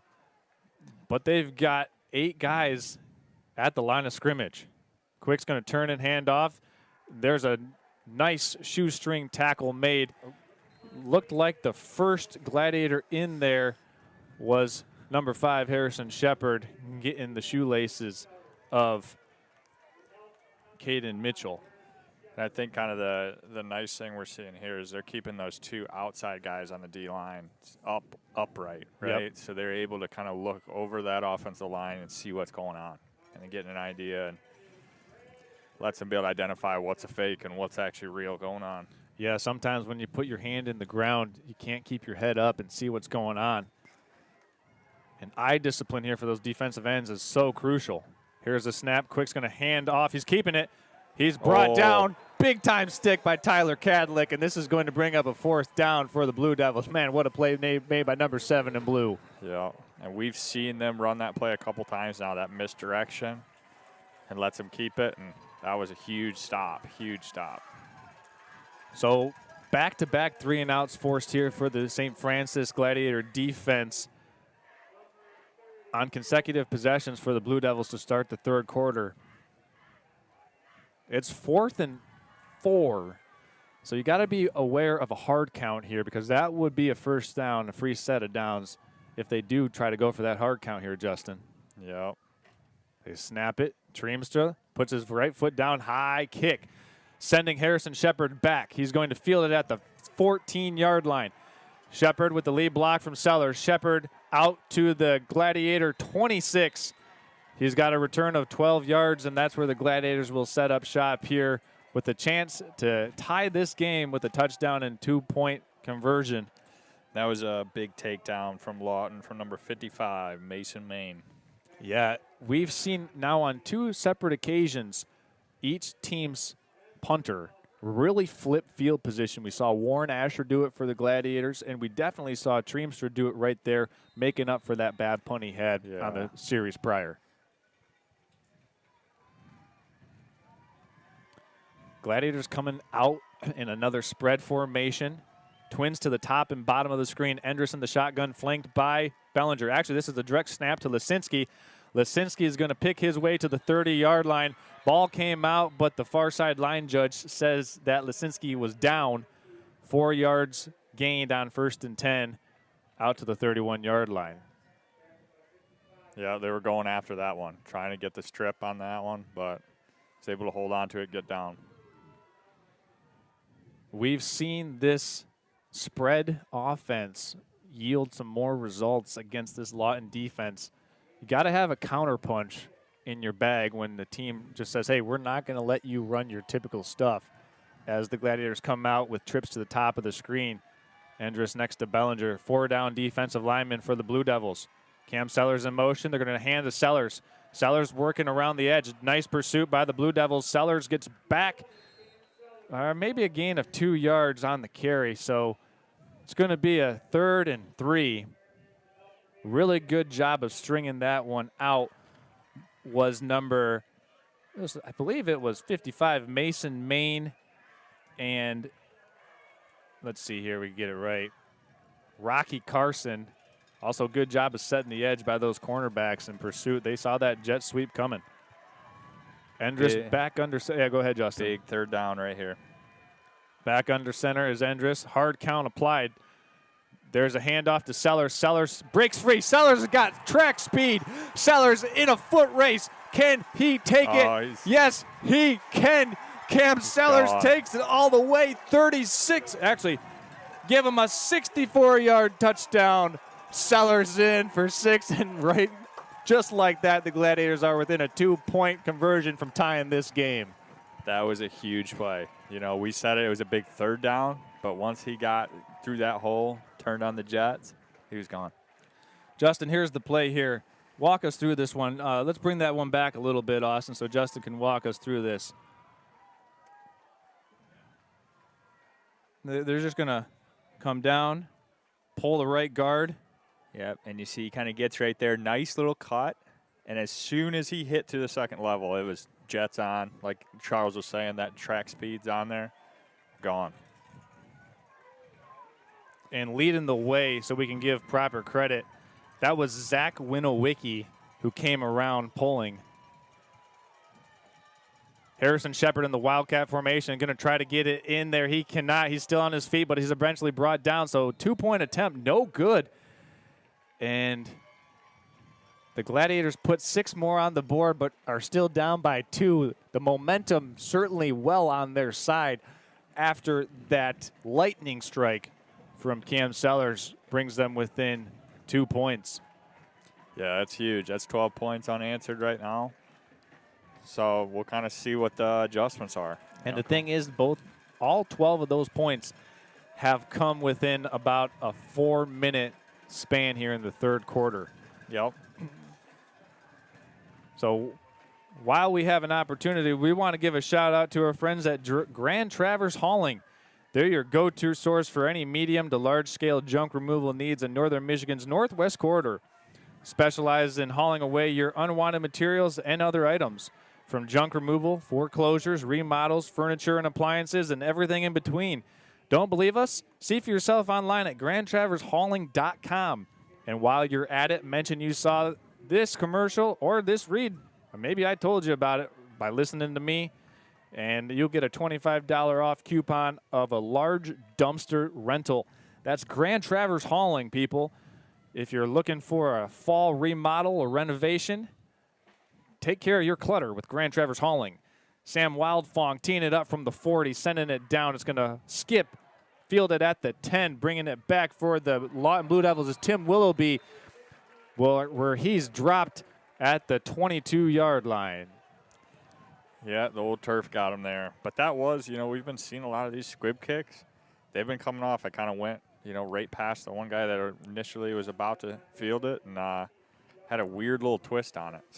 So first time that we've really felt like there's been some pressure on this Lawton offense to execute here, Justin. Mm-hmm. I think they're going to go right back to their bread and butter plays here. We haven't seen that boot be effective yet, and the Gladiators have effectively shut off the water on that inside run game. Yeah, I wouldn't be surprised if we see some passes or something mixed in here, maybe a reverse or two.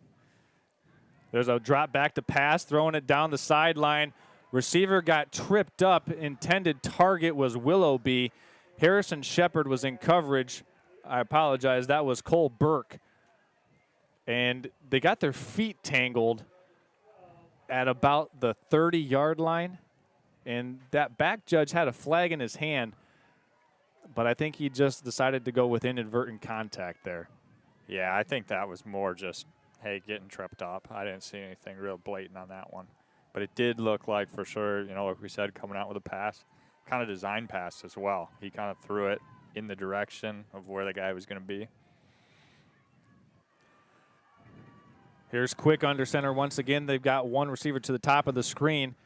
He's going to drop back and throw, and it's incomplete. Yeah. Looking for Caden Mitchell.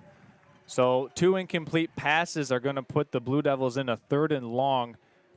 Gladiators with a bid here for their 3rd consecutive 3-and-out if they can get a stop here. Yeah, and if you look back at that last play, kind of thinking that they're going to pass again, they kind of crowded that middle box with a couple guys. They brought blitz on that as well.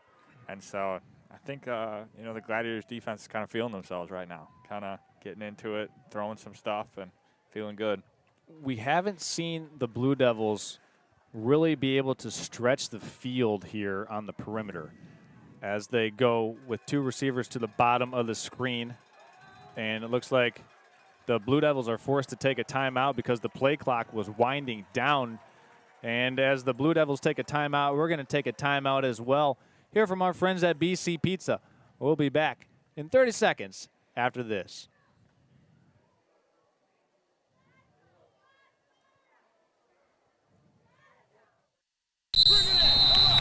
All right, guys, here's what we get.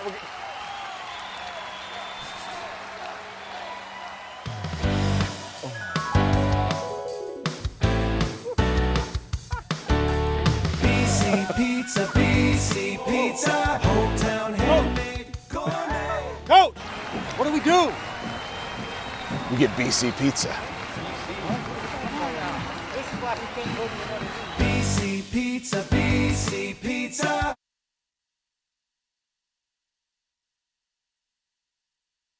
Okay, here we are. Welcome back, high school football on Next Level Broadcasting. Traverse City St. Francis Gladiators versus the Lawton Blue Devils. Charles Strail, Justin Liptak. It's been a tale of two halves so far, Justin. The Blue Devils jumped out to a 14-0 lead, and then the Gladiators have answered back with 12 straight points here. We're at a 3rd and 10 right now. Talk about how critical this play right here could be. Oh, it's huge. You know, if they get a good stop here, put them in a 4th down, they're going to have to send it off on a punt. Glads get control of it. You know, one more touchdown. That's a huge, huge momentum shift right now. Brady Quick in the shotgun. He's looking to throw. He's got incomplete pass. Pass defended by Lisinski. Intended target was Owen Matthews. And 3 straight incompletions will force a Blue Devil punt. You know, what's interesting to see here is we kind of talked about them maybe going back to some bread and butter plays. Well, now they're kind of back on their heels, having to throw the ball. And that's the first time we've seen a couple passes right in a row. Right. And, you know, the Glads have stepped up their defensive game and really covering those passes. Treemstra getting set to kick it away. Almost broken up by Wildfong. It's going to bounce at the Gladiator 41-yard line and skip out of bounds. Actually, a really good spot given to the Blue Devils as it goes out at the Gladiator 38. Now, let's talk about this, Justin. It's a 2-point game. It very well could be a 5-point game if the Blue Devils had taken that field goal down here on that 1st and goal possession. Yeah, those kind of things. I mean, those as well as the Glads missed extra points. You know, those things are the things when we get here in the 4th quarter that kind of come back to haunt you a little bit. Well, don't wish time away, Justin. We still got 3 minutes, 41 seconds till we get to the 4th quarter as the Glads break the huddle here. 2 men to the top of the screen, Cam Sellers to the bottom.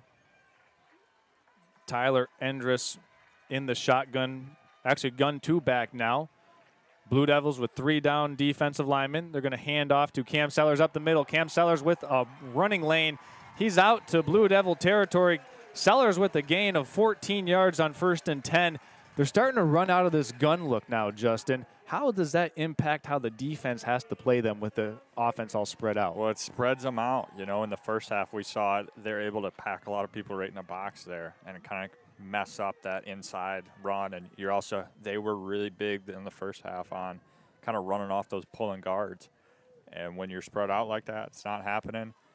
Give it to the speed. Sellers has been doing a great job just getting into the secondary and then making those cuts. This time, Endress back under center. 2 tight ends set for the Gladiators. Blue Devils flinched on the line. They hand off to Bellinger. Bellinger's tripped up after about a gain of 1 yard. Tackle made over there by Cole Burke.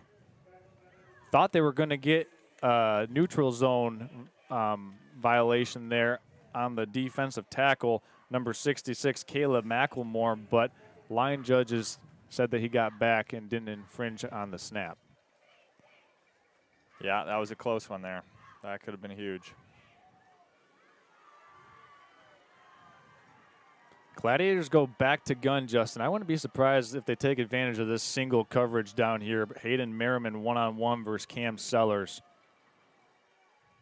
Yeah, it looks like they're adjusting right now for it. Endress back to pass, throwing back to Cam Sellers. He's got a 3-man convoy on the far side. Can he get a block to Carlos out there to spring him? Sellers picks up a 1st down, tiptoes down to the 31-yard line, picking up, let's see, 15 yards. And that play was nicely set up. The Blue Devils were in zone coverage there, Justin, so the cover man didn't go with them. Nope, and, you know, that was a great setup there. Kind of turned right back around, drew the whole defense there, and had those couple lead blockers out in front. Endress back under center, 3 backs behind him. There's a handoff to Harrison Shepard. Shepard brought down hard. Tackle made right up the middle by Austin Garcia. Shepard picks up about 1 yard on the tote, and now the ball's on the 30.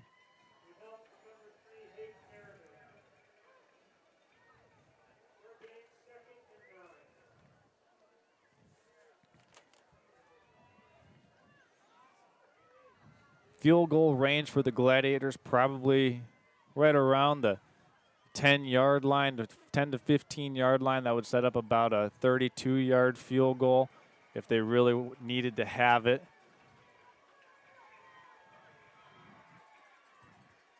Andrus, shotgun snap, looking to throw. He's got it's ricocheting off of a defender. That was Jack Fletcher in coverage on Matthew Kane, and that pass falls incomplete. And when the ball's up in the air, Justin, everybody holds their breath. Yeah, that was, you kind of hear it. You got to feel it up here. You know, the air kind of got sucked out of the building just because that hung up there for a bit.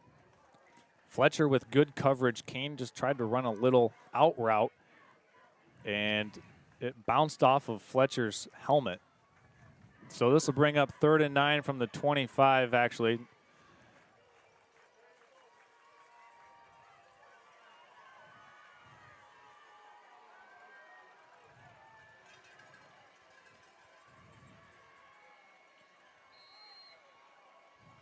Gun two-back formation, and who took a timeout? Looks like Lawton.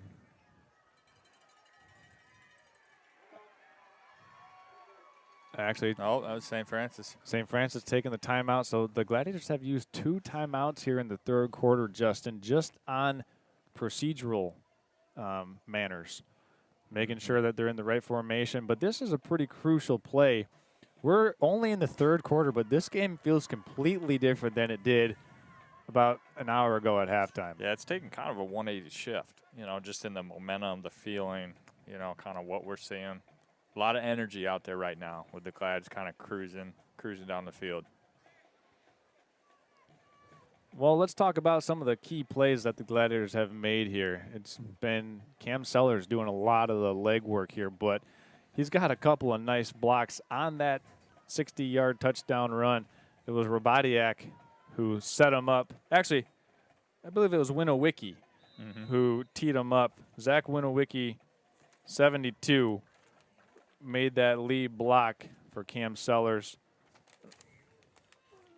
Yeah, he pulled from his right guard position, and Sellers did the rest. And then the pitch and catch on the little fade route, Andrus put a dot on the back shoulder for Cam Sellers. And, well, now it's 3rd and 9. Crucial play here. Blue Devils with 3 down linemen, 2 stand-up defensive ends. Lisinski in the gun two-back formation. He's going to keep it himself. He's brought down in the backfield. Nice play made by Caden Mitchell. The Blue Devils were ready for that. Yeah, they were. That was a good stop by him, too, because if he wouldn't have, he had a lot of room right out in front of him. This will bring up a 4th and 9 for the Gladiator offense. Ball on the 25-yard line. They need to get to the Blue Devil 17. Actually, about the 16 and a half. Maybe a hard count here. He might get a free 5 yards, Justin. We'll see. Yeah, I wouldn't be surprised. 3 receivers to the bottom of the screen. Andrus flanked to his right by Bellinger. Andrus looking to throw. Got a man down the sideline. Cam Sellers could not squeeze it. Flag comes in at the end of the play, though, and this could be pass interference going against Austin Garcia if the referees choose to enact this penalty. That would be huge for the Gladiators right now.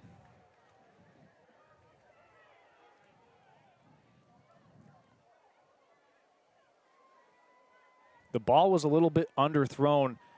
Had that one led Sellers to the pylon, he had a touchdown walking in. But the pass interference, as we presume, will be 15 yards from the 25-yard line, which would put the ball around the 10.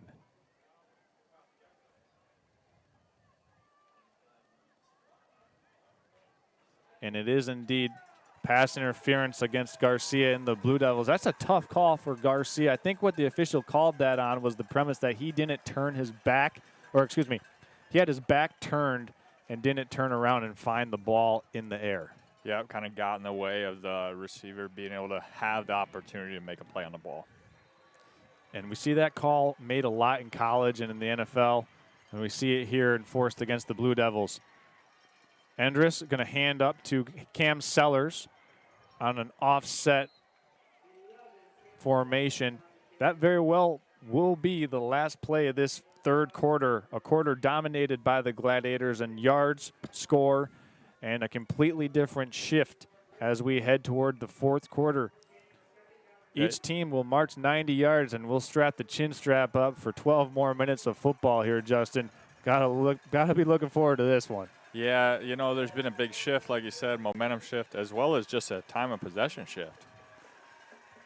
Well, fourth quarter, about 2 minutes away here. We're going to step aside. Don't go anywhere, folks. You're watching high school football on Next Level Broadcasting, simulcasted on nextlevelbroadcasting.net and Next Level Broadcasting on YouTube. Twin Bay Dock's exclusive diamond pattern is stylish to complement your waterfront property. It's quality built to last a lifetime. Engineered to be stronger, our non-skid surface stays cool to the touch, and we offer a full line of dock accessories, including kayak and supboard racks. To see all we have to offer, visit our website to find a dealer near you.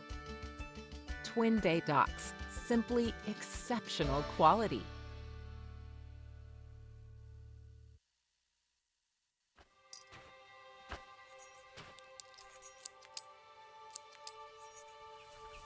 Collar Clinic, providing peace of mind and local customer service with the latest GPS collars, bark collars, e-collars, beeper collars, accessories, and replacement parts, protecting your dog's safety and giving you the confidence that you'll be hunting with your dog, not for them. Collar Clinic, your e-collar specialist in Northern Michigan for over 35 years. All right, fourth quarter underway officially. 12 minutes on the clock to decide who wins this one between the Gladiators and Lawton Blue Devils. Gun two back formation for Tyler Endress. He's going to hand up the middle to Lisinski. Lisinski picking his way down to the Blue Devils 6-yard line. Gain of 3 yards. The Gladiators can get a first down at the Lawton 3. Charles Trail along with Justin Litzak here, the Next Level Broadcasting production crew. Coach, Justin, what do we do? 3rd and 4 here for the We get Gladiators. BC Pizza. Keeping it on the ground or maybe putting a boot out there. We'll see. I don't know. You know, they've had some luck, kind of some of those pitch plays. Yeah. Kind of to the edge, pulling a lot of guys. So we'll see. Endress under center, Bellinger and Shepard behind him in the backfield. There's a handoff, straight dive to Bellinger, and he's in. Bo Bellinger puts the Glads on top. Touchdown from 7 yards out. Gladiators take the lead, 18-14. Yeah, they kept it simple, kept it on the ground. That was actually Evan Bellinger, not to be confused with Bo Bellinger, his brother. But Bellinger, he was untouched. Untouched, straight ahead. It looks like they're keeping the offense out there. Yeah, right now they're up by 4. A 2-point conversion here would put them up by 1 touchdown. This is a critical 2-point after.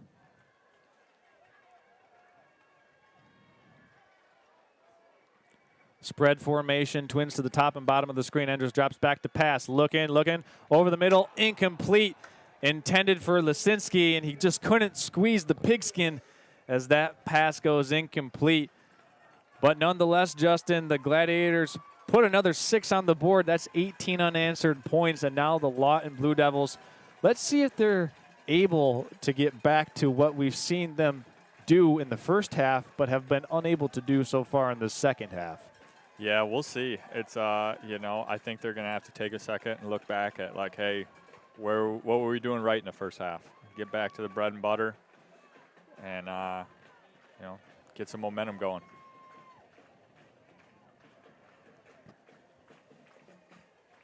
And the thing that the Blue Devils were able to do in the first half, Justin, they were able to take advantage of some poor run gap lanes for the Gladiators, but the Glads have been dialed in their run gaps here in the second half. Yeah, they made some big adjustments, I think, at halftime that just, you know, they're sticking to. They're filling those gaps, and then also kind of got some ideas of some keys on what's happening now.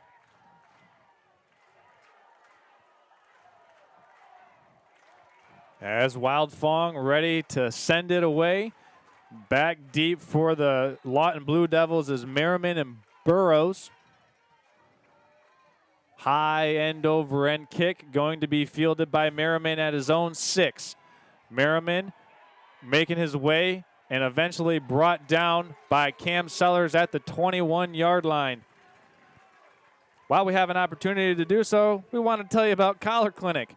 If you're someone who is looking to get back in the hunt this fall but need a solution of keeping track of your hunting dog, then Collar Clinic is just for you, providing hunters peace of mind through offering the widest selection of collars for your canine companions, so you can spend more time hunting for your dog instead of hunting for those geese out there in the wild.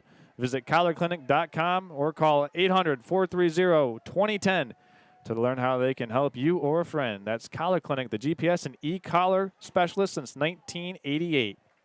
Shotgun formation now for Quick. He's going to swing it out right. Got a completion to Caden Mitchell. Mitchell eventually brought down after a gain of, give him 6 yards, brought down by number 23, Jack Gruber.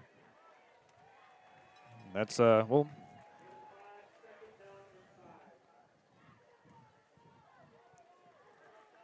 five-yard gate on first down.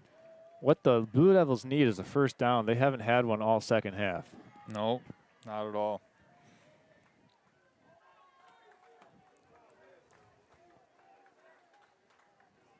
Quick in the shotgun formation, going to hand off up the middle to Mitchell. Mitchell has enough for a first down, eventually brought down once again by Jack Gruber. That's a good way to get familiar with another player, have them on back-to-back tackles. There you go.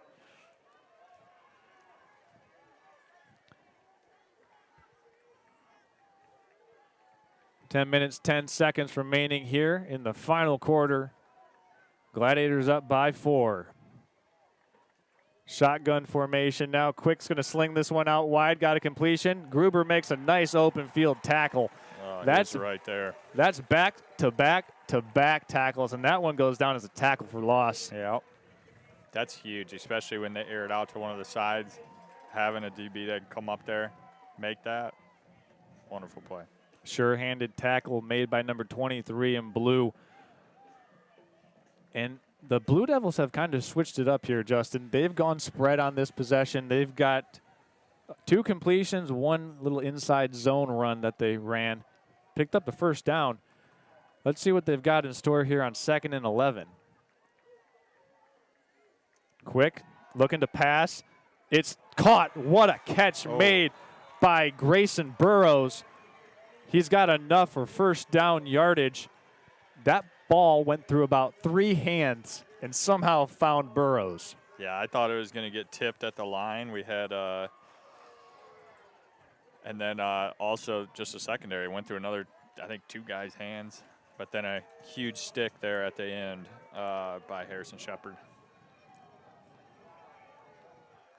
So Blue Devils with back-to-back first downs.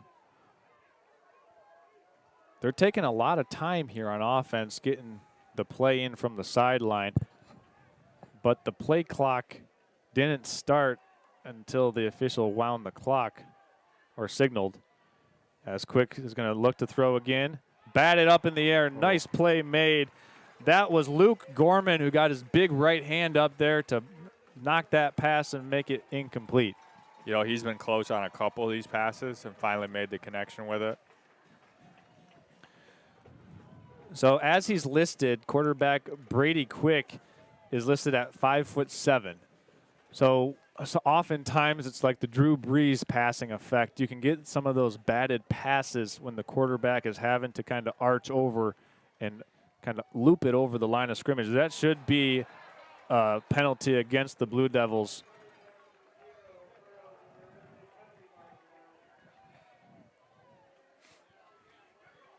You know, also kind of the change of momentum we talked about. First half, you know, St. Francis had 3 penalties against them kind of right off the bat.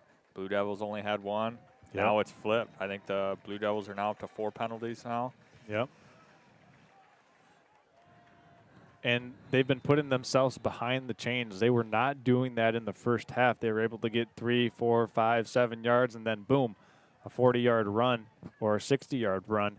We haven't seen those explosives for the Blue Devils here in the second half.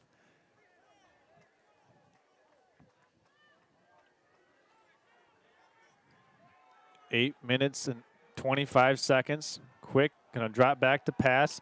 Looking over the middle, intended for Burrows. Incomplete. Jack Gruber on the coverage. Stop me if you've heard me say Jack Gruber's name so far in this sequence here. It's a huge, huge possession for him. I mean, he's got 3 tackles. There's a pass defense. He got actually a tackle for loss in one of those 3 tackles as well. As it looks like the Gladiators are shuffling in some third down personnel here. They got 12 men on the field, and they finally get that personnel change made. Quick in the shotgun. Here's a reverse coming around. Burrows has it on the end around. Harrison Shepard coming up to make the play. He can. Finished off by Cam Sellers. Gain of 4 yards, but this is going to force a 4th and 11 now for Lawton. Yeah, and we talked about that. We knew something, some misdirection or trick play like that was going to be coming at some point, and Glads were able to kind of step up and keep that wrangled in. Well, you saw Harrison Shepard coming back from his free safety position with that closing speed. Him and then Cam Sellers finished off Burrows. Treemstra to send it away back deep. Shepard and Sellers. This is a high spiraling kick fielded by Shepard. He's going to hand it to Cam Sellers. Cam Sellers got a great block. Big-time block from Luke Gorman. Sellers with some speed. Dead legs at the 30. Down to the Lawton 21-yard line. Wow. Big-time special teams play for the Gladiators here, setting up shop in Blue Devil territory. Yeah, I didn't catch the number on those huge blocks, but we had 2 or 3 of. I believe it was Luke Gorman, 64, had a pancake. So Luke Gorman having a huge couple minutes, with that deflected pass and then setting that edge right there. That was huge. Luke Gorman, you are effectively Aunt Jemima. That was right at about the 40-yard line where he put somebody right on their back. So a huge opportunity for the Gladiators. Lawton needs a defensive stand right now if they want to be able to get back into this game. Gun 2 back formation for Endress and the Gladiators. They're going to hand up the middle to Evan Bellinger, and a sure-handed tackle made right away by Mason Main.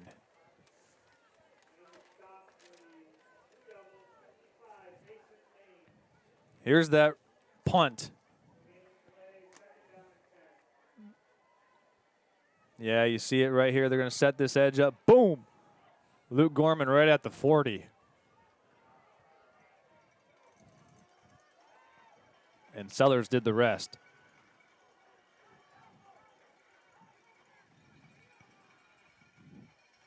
Gladiators play clock is down under 10. They've got to go here. Endress under center. Just gets it away. He's going to hand off to Bellinger. Bellinger's down to the 20. He gets about 2 yards on the carry.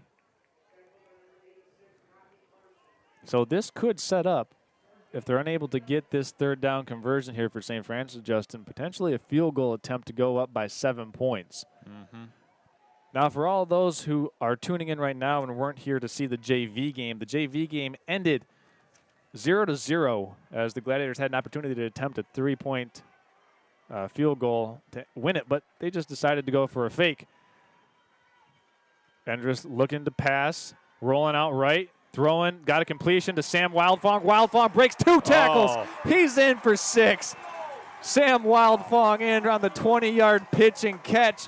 Tyler Endress put it on him, and Wildfong did the rest. That was first just an amazing ability to hold onto the ball, to catch it with the defender right there, but then to break 2 tackles. Really great play. And you know what I liked? They had essentially a personal blocking aid in Evan Bellinger as Tyler Endress rolled to the right on that play. just to make sure that he had a clean throwing lane. Yep. It was a one-man read.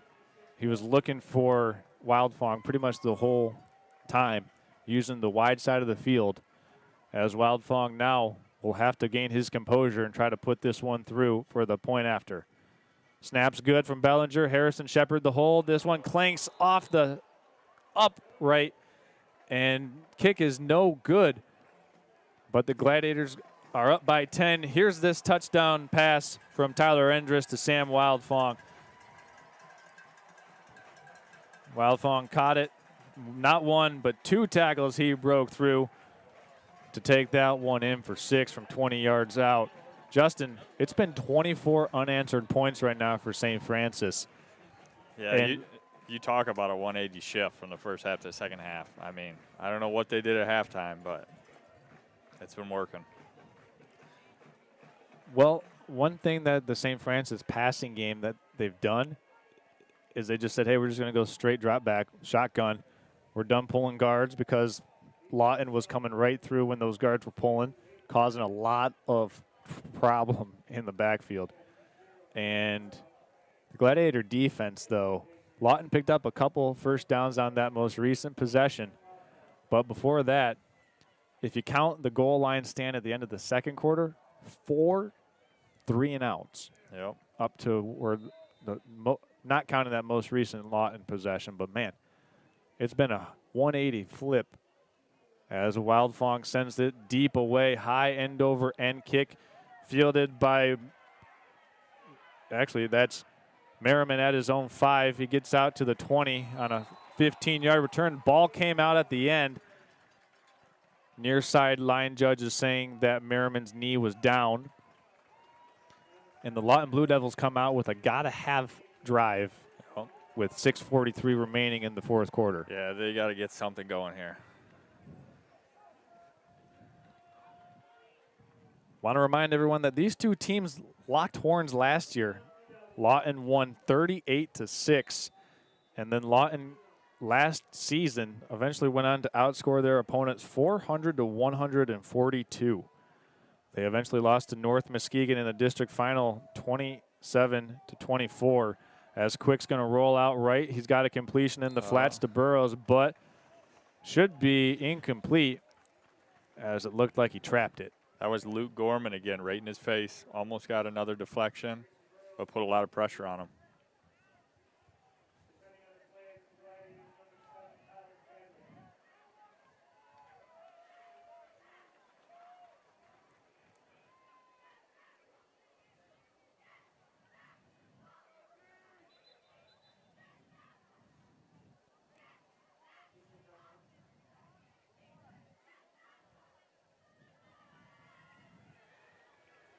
Officials right now gathering. Not really sure what's going on, but while they are going to gather, let's tell you about American Liner Systems, our halftime show sponsor. No matter how big or small your job site or farm is, American Liner Systems have many eco-safe solutions like machinery catch basins, fuel and chemical storage, manure lagoons, fertilizer containment solutions, equipment maintenance pads, and so much more. To keep our water clean and our forests green, visit AmericanLinerSystems.com or call 231-258-4200 for a free quote so you can protect tomorrow's environment today. That is American Liner Systems. As we've still got some discernment going on here.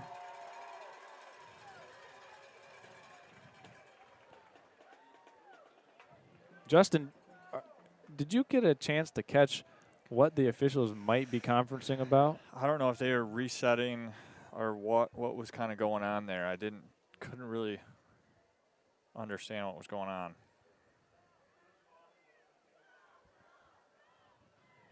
Must have been maybe getting the clock going. Or maybe a spot? Yeah, one of the two.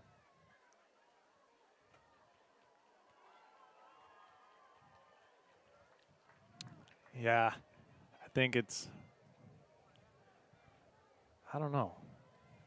The pass was incomplete in the flats to Grayson Burrows. If you're just now joining us, it's been 24 unanswered St. Francis points here in the second half.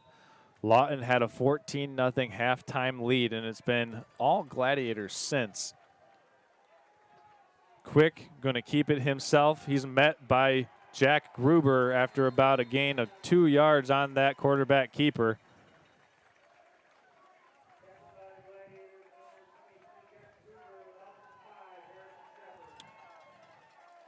Justin, I don't know how many tackles Jack Gruber has in this second half, but he has been playing like a man possessed from his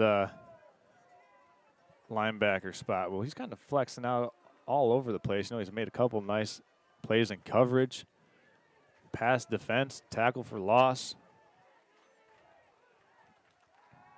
Brady Quick throwing it out in the flats. He's got a completion to Cole Burke. Burke dragged down at the 31-yard line by Lisinski. Actually, his spot's going to be at the 32, and that'll be enough for a Blue Devil first down.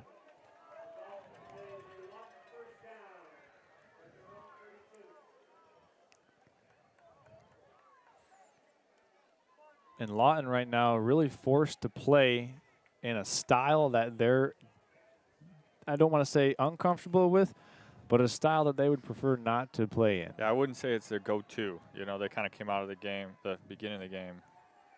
Quick's going to keep it. He's going to be brought down by number 52, Joe Detloff. First time we've called Detloff's name in there. He's making a play, but not after. Quick picked up 5 yards on the 1st and 10 carry. They give him 4, actually. Yeah. We've seen some big plays from the Blue Devils, the Lawton Blue Devils here in this game, but we haven't seen any in the second half, and they're in dire need of a big play here, Justin, to get them down into scoring range. There's a hitch and go intended on the sideline for Grayson Burrows. Nice coverage out there, out wide by Tyler Cadlick. Maybe a miscommunication there. Yeah, well, the Glads were bringing a lot of pressure on that. And so, you know, Brady Quick did not have enough time, and I think he just kind of had to get rid of it.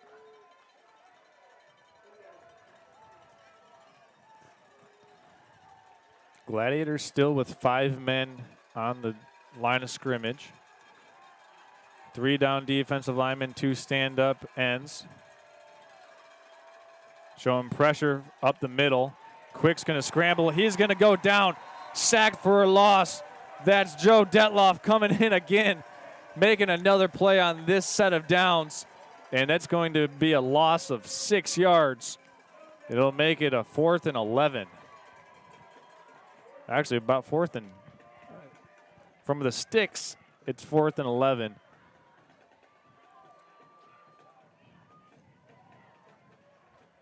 And I don't know if it caused some confusion up front for the Blue Devils, but Michael Frederick walked up right behind Detloff, as he's doing right here again. Yeah, they've been doing that a lot this half. Quick, dropping back to pass, throwing it up the middle, incomplete. Intended target was Grayson Burrows, and the Gladiators will take over on the Blue Devil 31. A turnover on downs.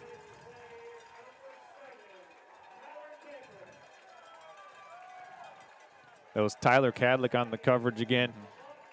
I think if Burrows catches that one, he's going to have a big-time collision with Harrison Shepard there as well, Justin. Yeah. Now we're really running into a kind of game against the clock now. We're down to 3 minutes and 58 seconds. If the Blue Devils want to make any kind of movement here, they're going to have to get a big stop.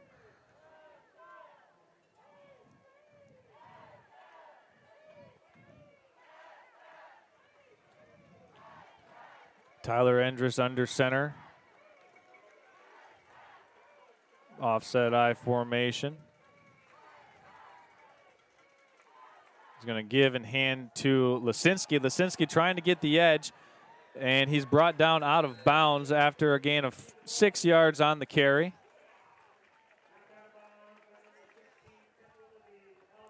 Braxton Lisinski, the junior ball carrier, and this will be About 2nd and 4 from the Blue Devil 25. Gladiators with an opportunity to really go for the knockout punch here, Justin. Yeah, they keep running, just eating time off the clock.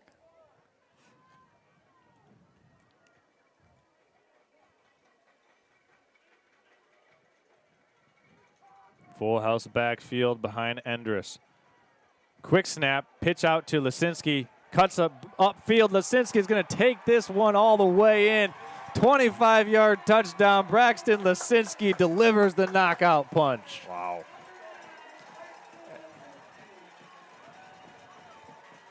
Once he got that one caught right past then, you saw all those. I think he had 2 or 3 different Gladiators out in front of him. And none of the Blue Devils jerseys were there. He had one man to beat on the perimeter. It was Jack Fletcher. Fletcher forced him back inside, but overran the play. And then Lisinski did the rest. Got some great blocks on the perimeter as well. We'll cue that replay after the point after by Wildfong. DeCarlis to snap, Shepard to hold. Puts it down. Wildfong puts it up and puts it in. So 31 unanswered points now for the Gladiators. And here's that touchdown run from 25 yards out, Braxton Lisinski. Oh, man. Got a nice block outside. Leading the way was Ben DeCarlis. Also Zach Winowicki on the edge. But Matthew Kane set the edge. And Winowicki and DeCarlis were just looking for people, and there was no one there because the edge was so well set by 44 in blue. Yeah, you can't draw it up any better than that. So that's 31 straight points now for the St. Francis Gladiators. If you're just now joining us, go back and watch the first half. It was a little bit different than what we've seen here. Justin, just how did this game shift? I mean, like we've been saying, it was a 180 degree shift, completely different game this second half versus the first. Wildfong sends it away from his 40. It's going to be caught and fielded by Burrows at his 5. Burrows with a head of steam, eventually dragged down by Matthew Rylson. Also in there was Tommy Donahue for the Gladiators, and the Blue Devils will have it at their own 24, 1st and 10.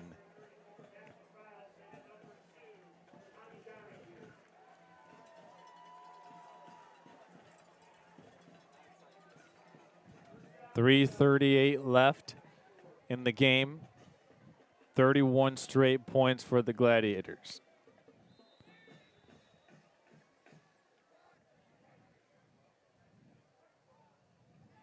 Blue Devils shuffling in some personnel here.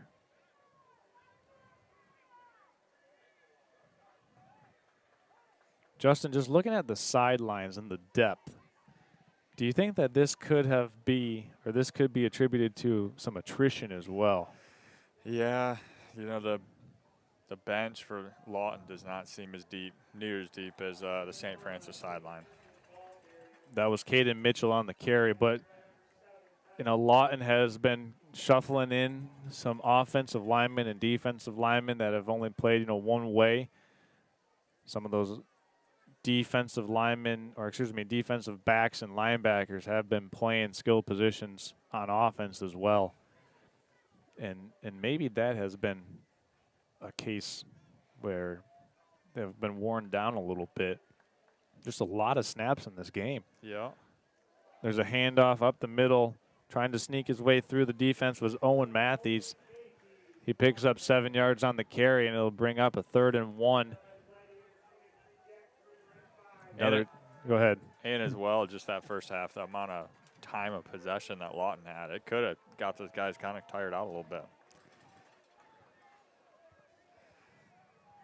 Approaching the 2.5-minute mark to play. The Blue Devils taking a lot of time, not really in a 2-minute offense right now. Maybe just looking for a solid execution as they go back to a full house set. Up the middle it goes. They have enough for the first down. That was Burrows on the carry.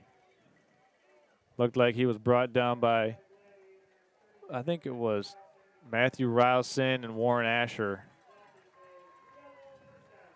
And you see the Gladiators defensively, Justin, shifting a lot of personnel here, keeping those bodies fresh. Yeah, especially on the D-line, actually. On the D ends, they've been flipping them in and out. There's a handoff on the left side to Caden Mitchell. Mitchell gets out of bounds to stop the clock after he picks up about 7 yards on the 1st and 10 carry. But yeah, Justin, just watching this, the Gladiators are subbing in 2 new bodies every play, it seems like right now. Yeah, it seems like they got a good system for that. I'll tell you one player who doesn't come off the field, though. That's Harrison Shepard. That is true. Quick, dropping back to pass on the boot, throwing, look at him, he had a man. That was Cole Burke. Just a little bit over the outstretched hand of Burke. And Burke's no shorty. He's listed at 6'5", 200 pounds, Justin. Yeah. Man, would it be, how nice would it be to be 6'5", 200 again? Oh, especially in the secondary back there, too. Yeah.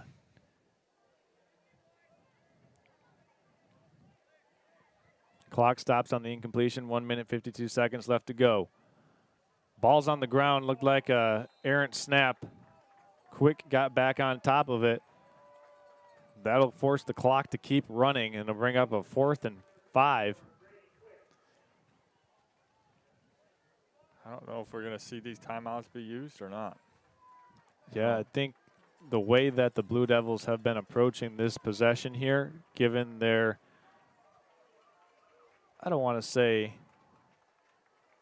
clock mismanagement, because, whoa, as Quick is hitting the backfield, and that play was blown up by Michael Frederick. But as I was saying, Justin, the Blue Devils' approach to this possession here, they didn't have a lot of motivation to get back to the line of scrimmage.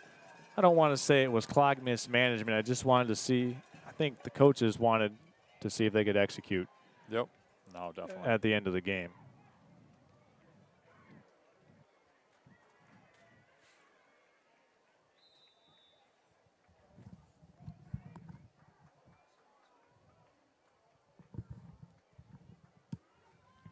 And this is victory formation now for Tyler Endress and the rest of the Gladiator offense. After 31 consecutive points rattled off in the second half, the Gladiators fight back to beat the Lawton Blue Devils 31-14. Justin, this second half performance here is truly the performance that it takes to be a champion. And I don't want to use words like that lightly, but this second half here was one for the ages. Yeah, it was. No, completely different halves. I couldn't see it any more different.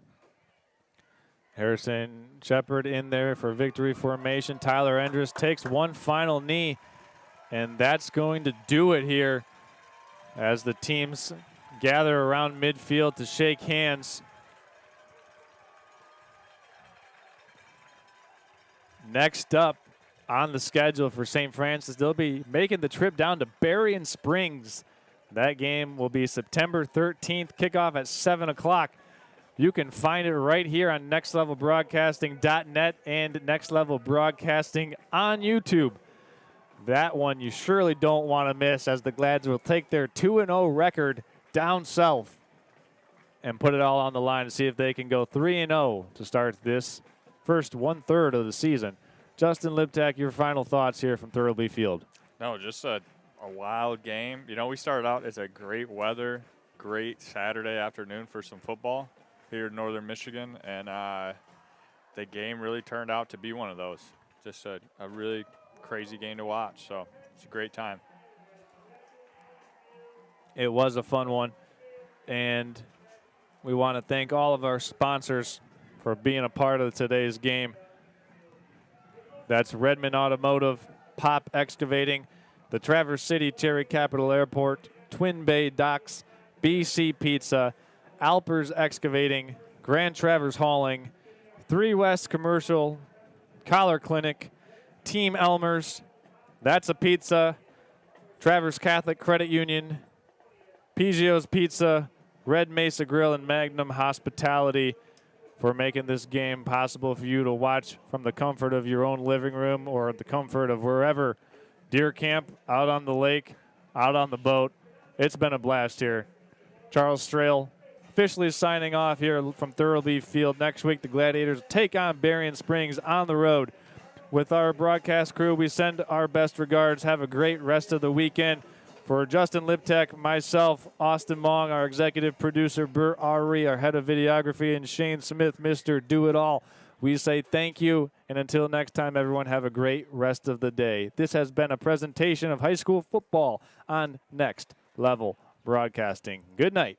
Today's game is brought to you by Redmond Automotive, Pop Excavating, Cherry Capital Airport, Twin Bay Docks, American Liners, BC Pizza, Alpers Excavating, Grand Traverse Hauling, Collar Clinic, 3 West, Team Elmers, That's a Pizza, Travis Catholic Federal Credit Union, Red Mesa Grill, PGLs, and Magnum Hospitality.